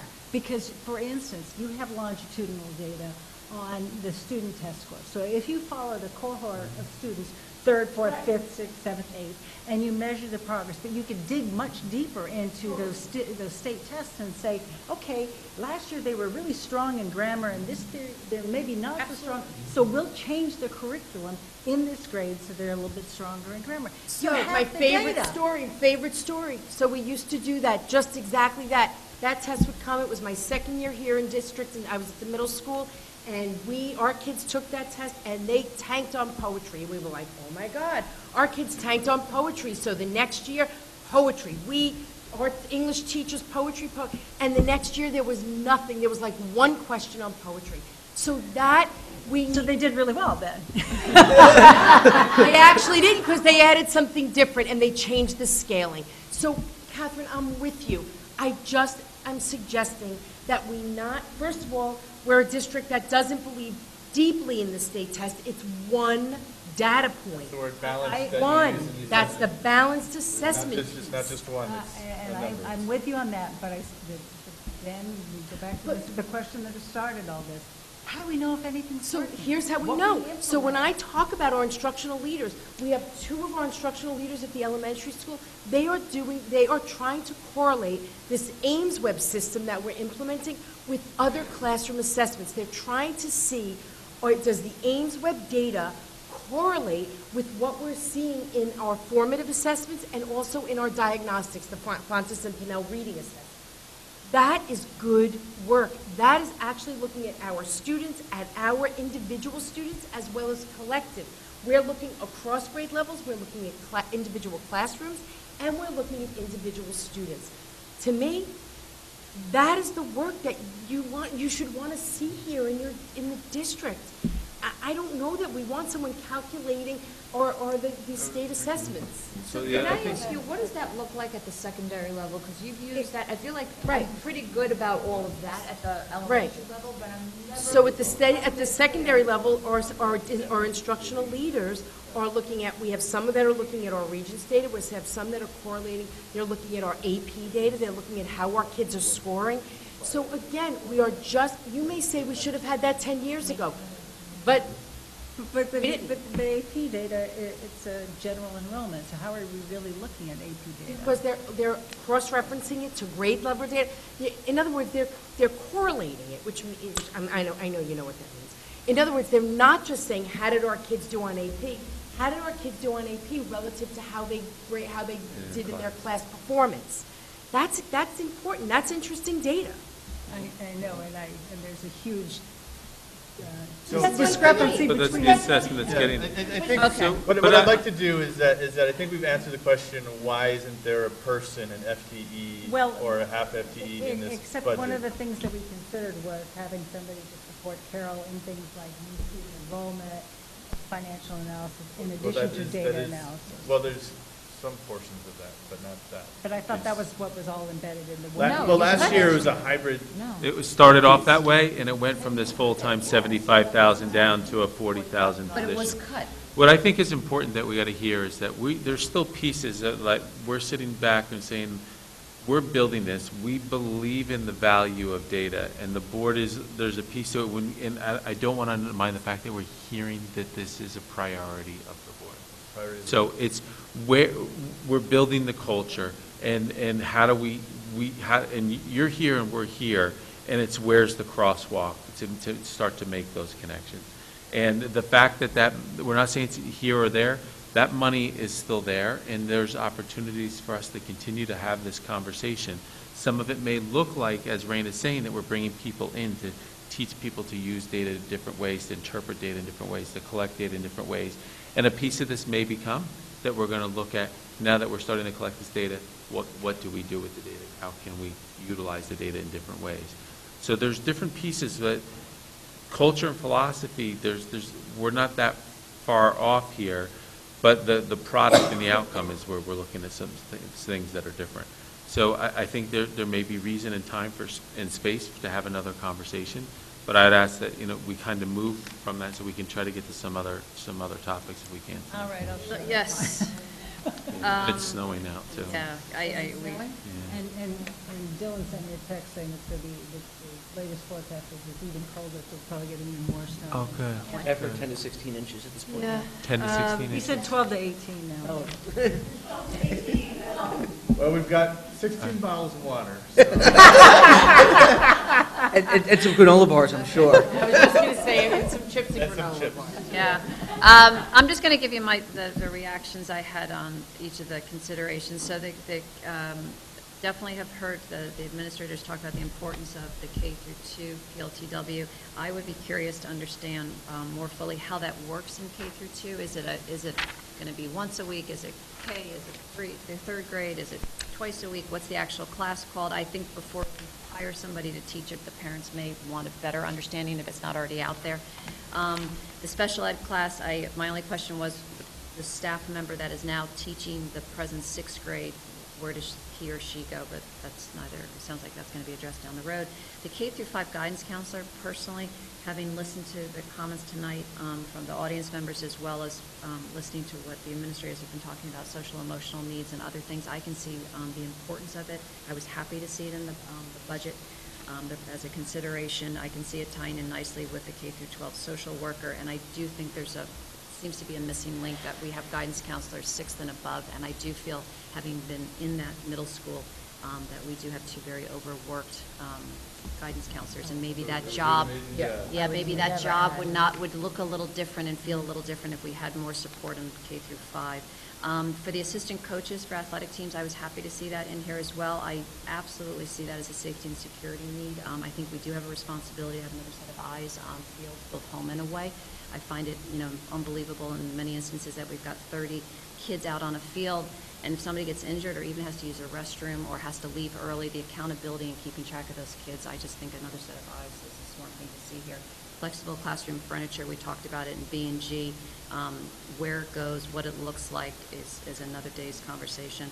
The only other the thing I didn't understand that Carol had mentioned before is on page 15 with the library, the variance of $50,000 and library. Was that the library media specialist we hired?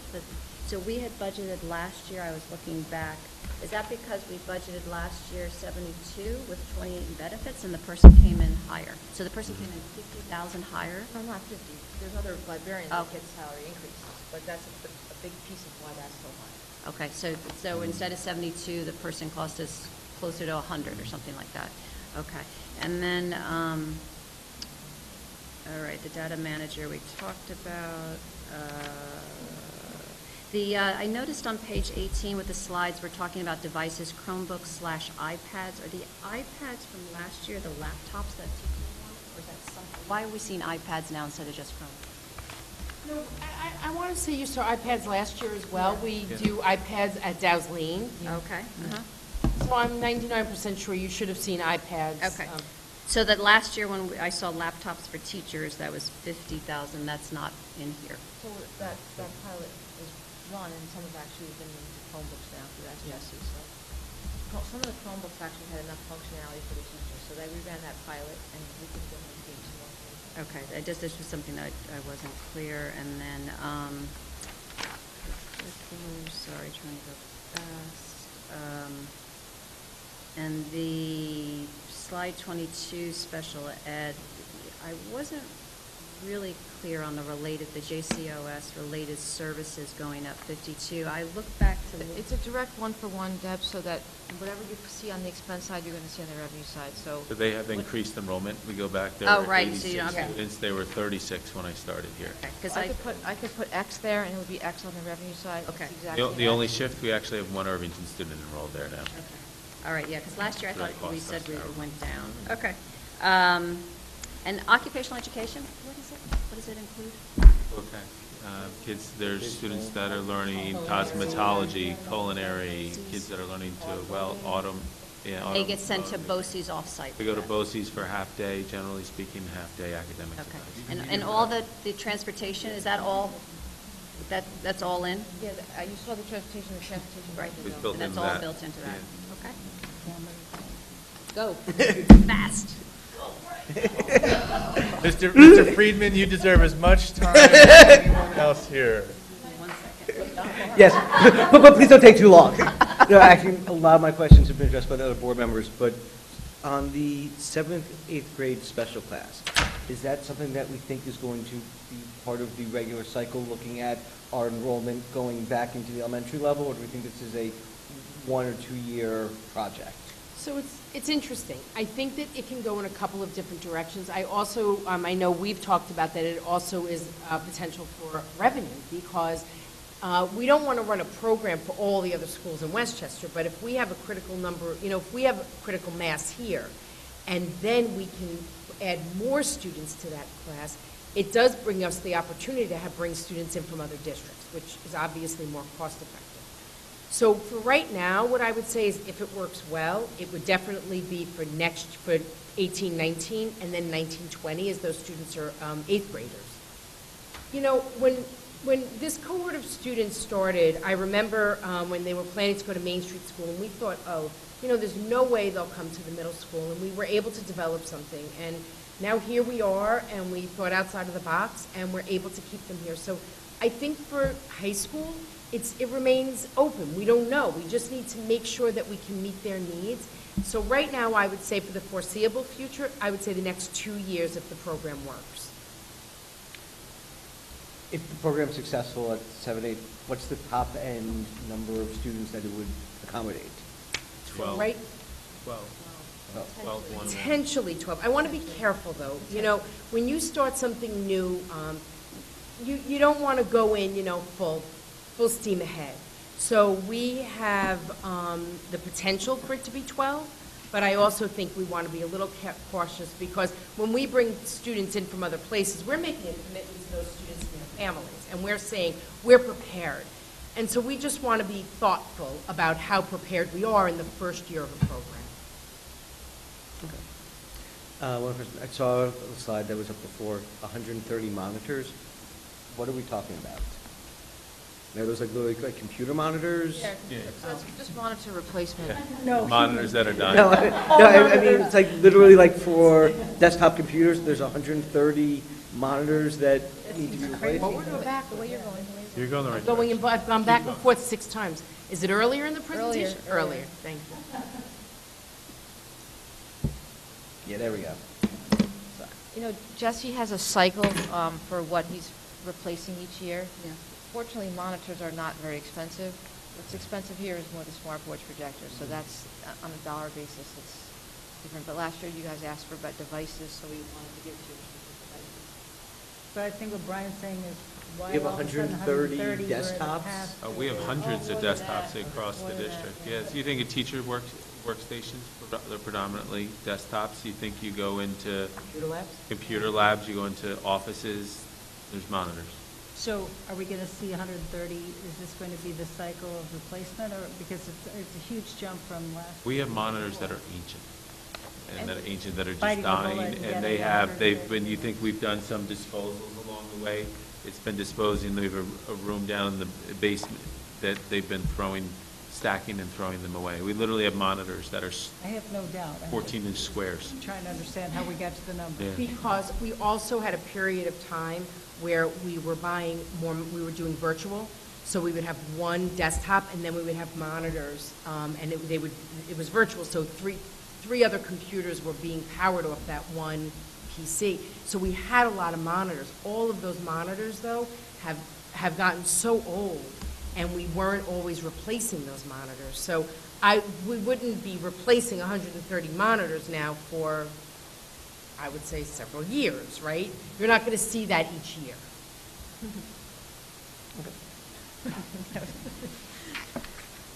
And monitors as opposed to replacing with laptops, why do we have desktops? Is that cheaper, or? No, we have to have, I mean, every classroom right now still has a desktop that's attached to the smart board or their presentation station. Every office, our You can't computer plug them labs. into the smart board? No. In the interest of time, I'll pass on to more while I flip through my notes and see if there's anything that wasn't covered. So, back to occupational education. Thank you all for taking all of the questions that we've had here. So just to confirm, for those of us who haven't seen these costs before, they go along with the students until they graduate in their service year. So based on how many students have the need for that number of years, so just looking out into the future. So occupational education is a cost that we get billed by BOCES. Right. So it's approximately over $16,000 per student for that program. It's generally only 11th and 12th grade. Okay, so it's a 2-year program and it's a half-a-day program. And then remember, keep in mind, we are getting aid back on a lot of these programs. So when you see that $4 million state aid number, a good piece of that, remember I told you I calculated more than what the state gave me, because I already know where our kids are and where they are and where the formula's going. So. Okay, thank you. So again, this may be looking ahead too much, but I'm trying to buy Brian a little bit of time. You don't have time. You don't have to stall. No, this was a question that I was trying to understand also with the special class. So the teacher we hire this year is certified to go with the students through middle school. And is it a tenured position? Yes. Okay. Probationary track position, Okay. which is leading to tenure. I see. Thank you. can, some of these questions were similar to the ones that I had with, that David had, that I also had, so I'm going to ask a few of his as well. On instructional software, Yeah. did we get any detail on? Sure. on So those? instructional software, I saw David, he seemed like, what? So instructional software covers a lot of different areas. So we have something called Reading A to Z, for instance. So that is a software, a subscription service that we buy into that all of our K-5 teachers access. They access articles and leveled reading for our students. We have, and it can vary, so just, is it the only 2630 up there when you do instructional software? Only 2630, okay. So the other thing that we have math software, so we, these days, a lot of it is subscription services. You know, years ago, you would buy it and have to load those, those floppies on. Now you don't have to do that anymore. So instructional software is any software that kids touch. So if it's something that kids don't touch, it doesn't fall into that category. So for instance, if it's Rubicon Atlas, that's software that we buy that we have to use as a district, but kids don't touch it, so it's not considered instructional software. We use, some of you might see, your kids are using something called Flipgrid, where kids are making these short video clips. Flipgrid would be something else that falls under instructional software. We have some apps, any kind of apps that we buy that we're running on the iPads, that falls under the instructional software. Let me see what else we have under here. Achieve 3000, that's reading software that we're using, where kids are on there and they're able to get experiences reading at their level, and it's used as an assessment as well. So there's a lot of examples of, and it changes. It changes from year to year because, and that's the nice thing about subscription services, we decide that's not really being used as much anymore, now we'll go to something else. Great, that was also a question that I kind of had from Jack. I'm good. You are, okay. Yes. My questions have been covered by everyone else ably. Thank you all then for your All right. patience. I think I'm done. I got a couple.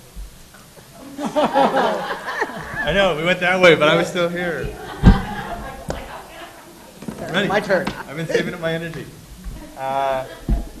No, I want to, particularly because we have this wonderful audience here tonight, had a couple questions. First of all, anyone who's in this room at this time, which is 11:09, you can run for the board. You can replace this as a board because you're able to sit through this all. There are 7 of them. Yes, there are 7. I just counted exactly. We could walk away. You could come right in. So thank you. One, because they're here, Carol, could you mention the impact of the proposed caps on building expense aid and the summer Sure. program? I spoke about that the last presentation, but the state has proposed a 2% cap on increasing aids, expense-based aids, transportation, building aid really concerns me. They all do, actually. There hasn't been. There wasn't one. So it's expense-based aid. If you expend it, you get aid on it. There's formulas. You know the formulas. You can calculate them. You depend on it. And now they're proposing to change this.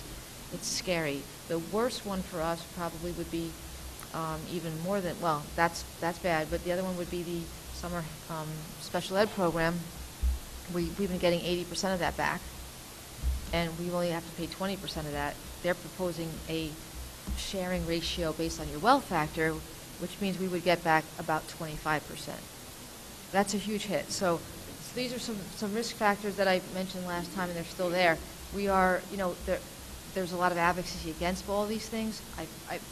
We have to stop. There's, this is something that if you are going to have advocacy efforts, you do need to write against this. This is very bad for schools. It's also very unpredictable. How can I budget when I don't, when you expend aid and transportation?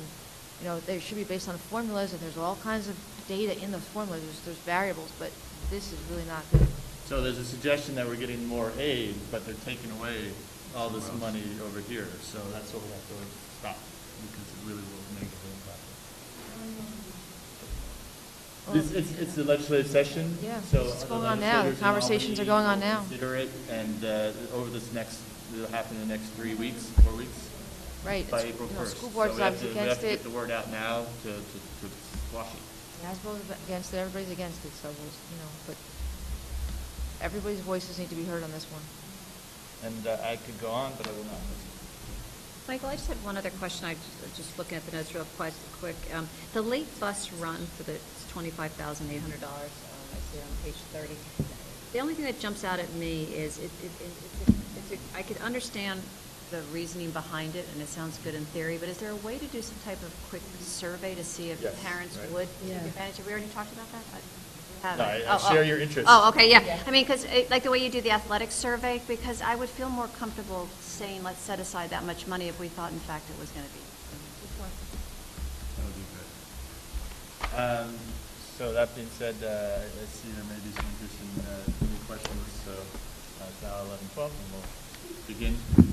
We'd ask that you share your name and keep your comments and questions succinct as possible for 3 minutes or less, please. Della Lenz. First, I share some of the same concerns as Deb and Catherine. It's stakeholders are given the money, but we're not seeing the product and what is working and what is not. Examples that come to just the top of my head. And I don't think the budget really gives it enough detail to formulate questions or to understand what was spent this last year, what did we give you last year, was it effective, was it not effective. I don't think that the detail is in here. Professional development, we're giving money towards professional development. Is it effective? What do the teachers think? What is it costing us? I know it costs us, Carol, I was in Carol's office, we pay $40 per period for a teacher to cover another teacher's class. So what is the cost benefit? Or what do the teachers think? Are they benefiting? I know that the opinion that I've heard at board meetings may be different than the opinions that I've heard from teachers.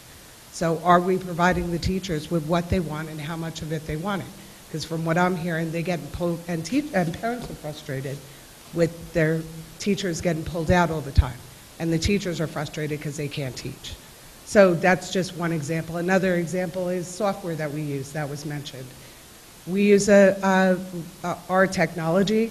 We teach a program called Alice, which is essentially, nobody uses it. You should know this.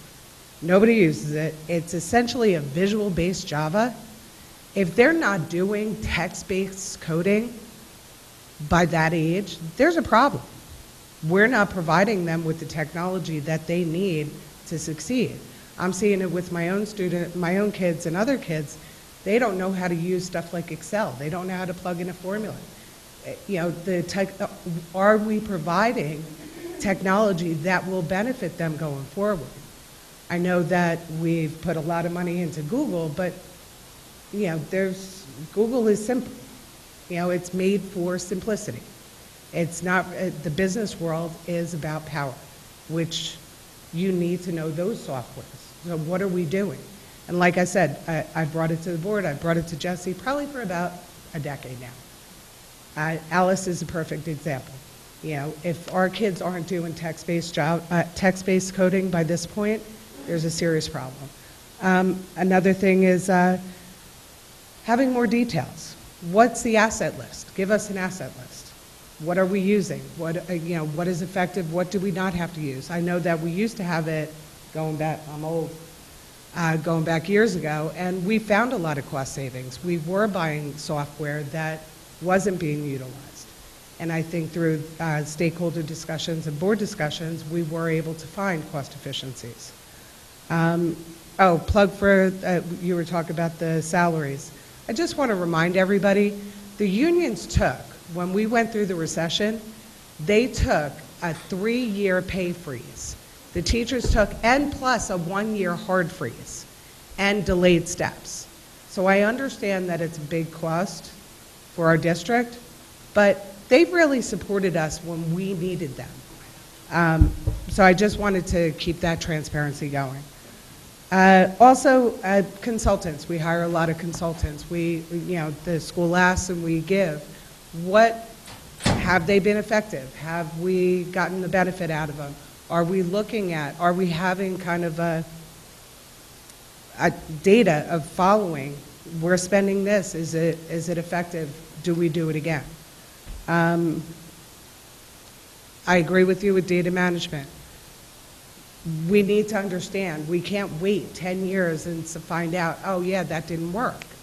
I think David has some good points that, yeah, longitudinally, it can make really good decisions, but along the way, there should be some indicators to say whether something is working or not. And I'm trying to make this quick.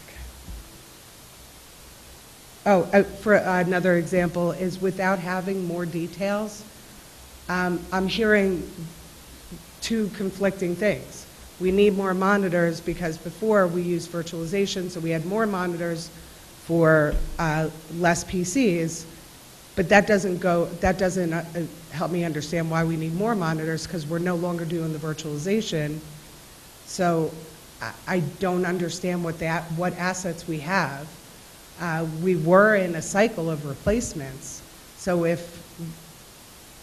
when we did the virtualization, which wasn't that long ago, what were we utilizing? Did we give more money there? Without having an understanding of what our assets are, what our assets were, without having the data, detailed data, I don't know how y'all can make a decision. So, thank you. Thank you, Ms. Hi, I'm Erin Bernstein. I'm the mother of You're a very comfortable with the microphone. I am. I'm becoming quite comfortable. I'm going to start a new job. I'm Erin Bernstein. I'm the mother of a second grader at Dow's Lane.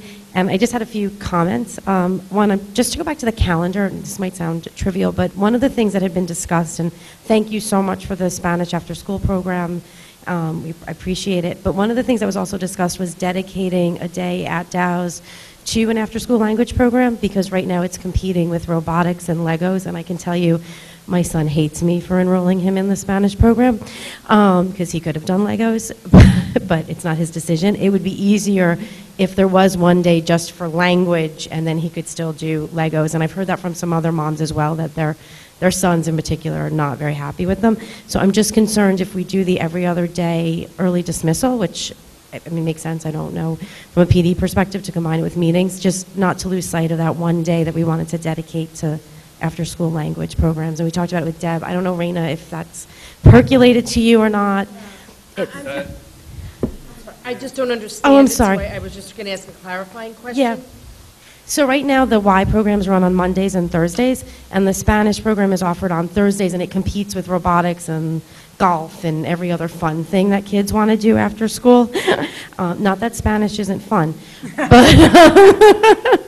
but so there was discussion about possibly just having one day dedicated to after-school programs so there's no competition. But if we do the early dismissal on Wednesdays, Wednesday was the day that was discussed, and then I'm afraid it's automatically off the table. So just to realign that to Tuesdays or Fridays.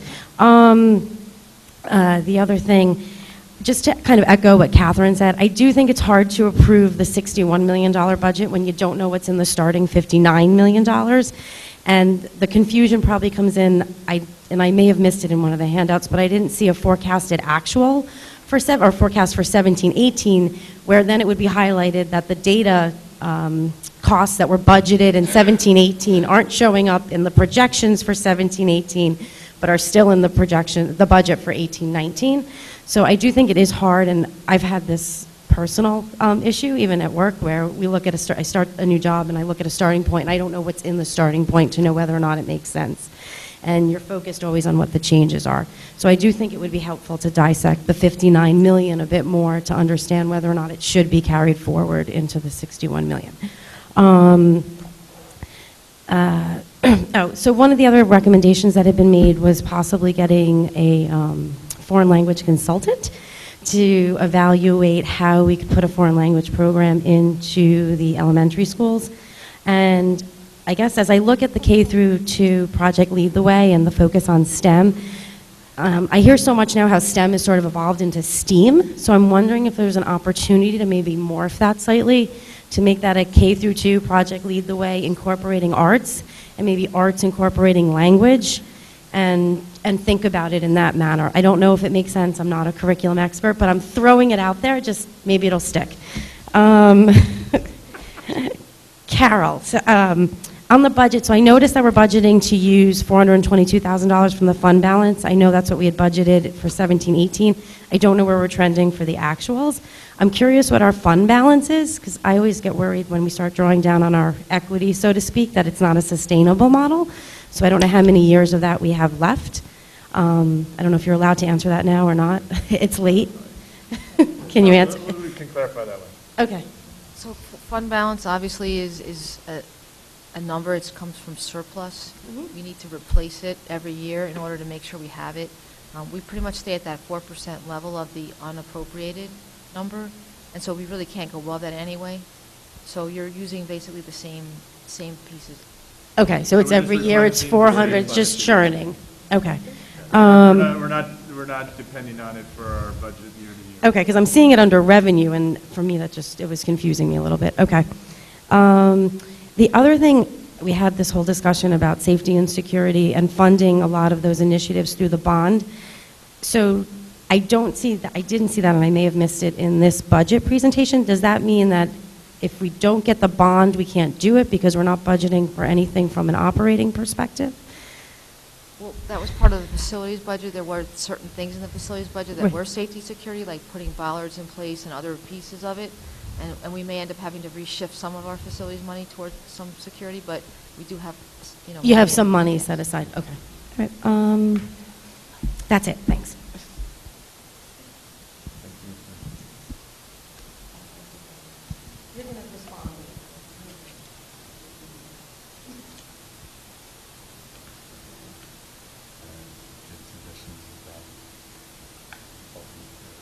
No, I think you voiced those, and then everything's always a consideration. I think the suggestions that you voiced before, you just voiced, and I apologize, I had to step out for a minute, but I think that there are a lot of, are consistent with things that you've recommended in the past.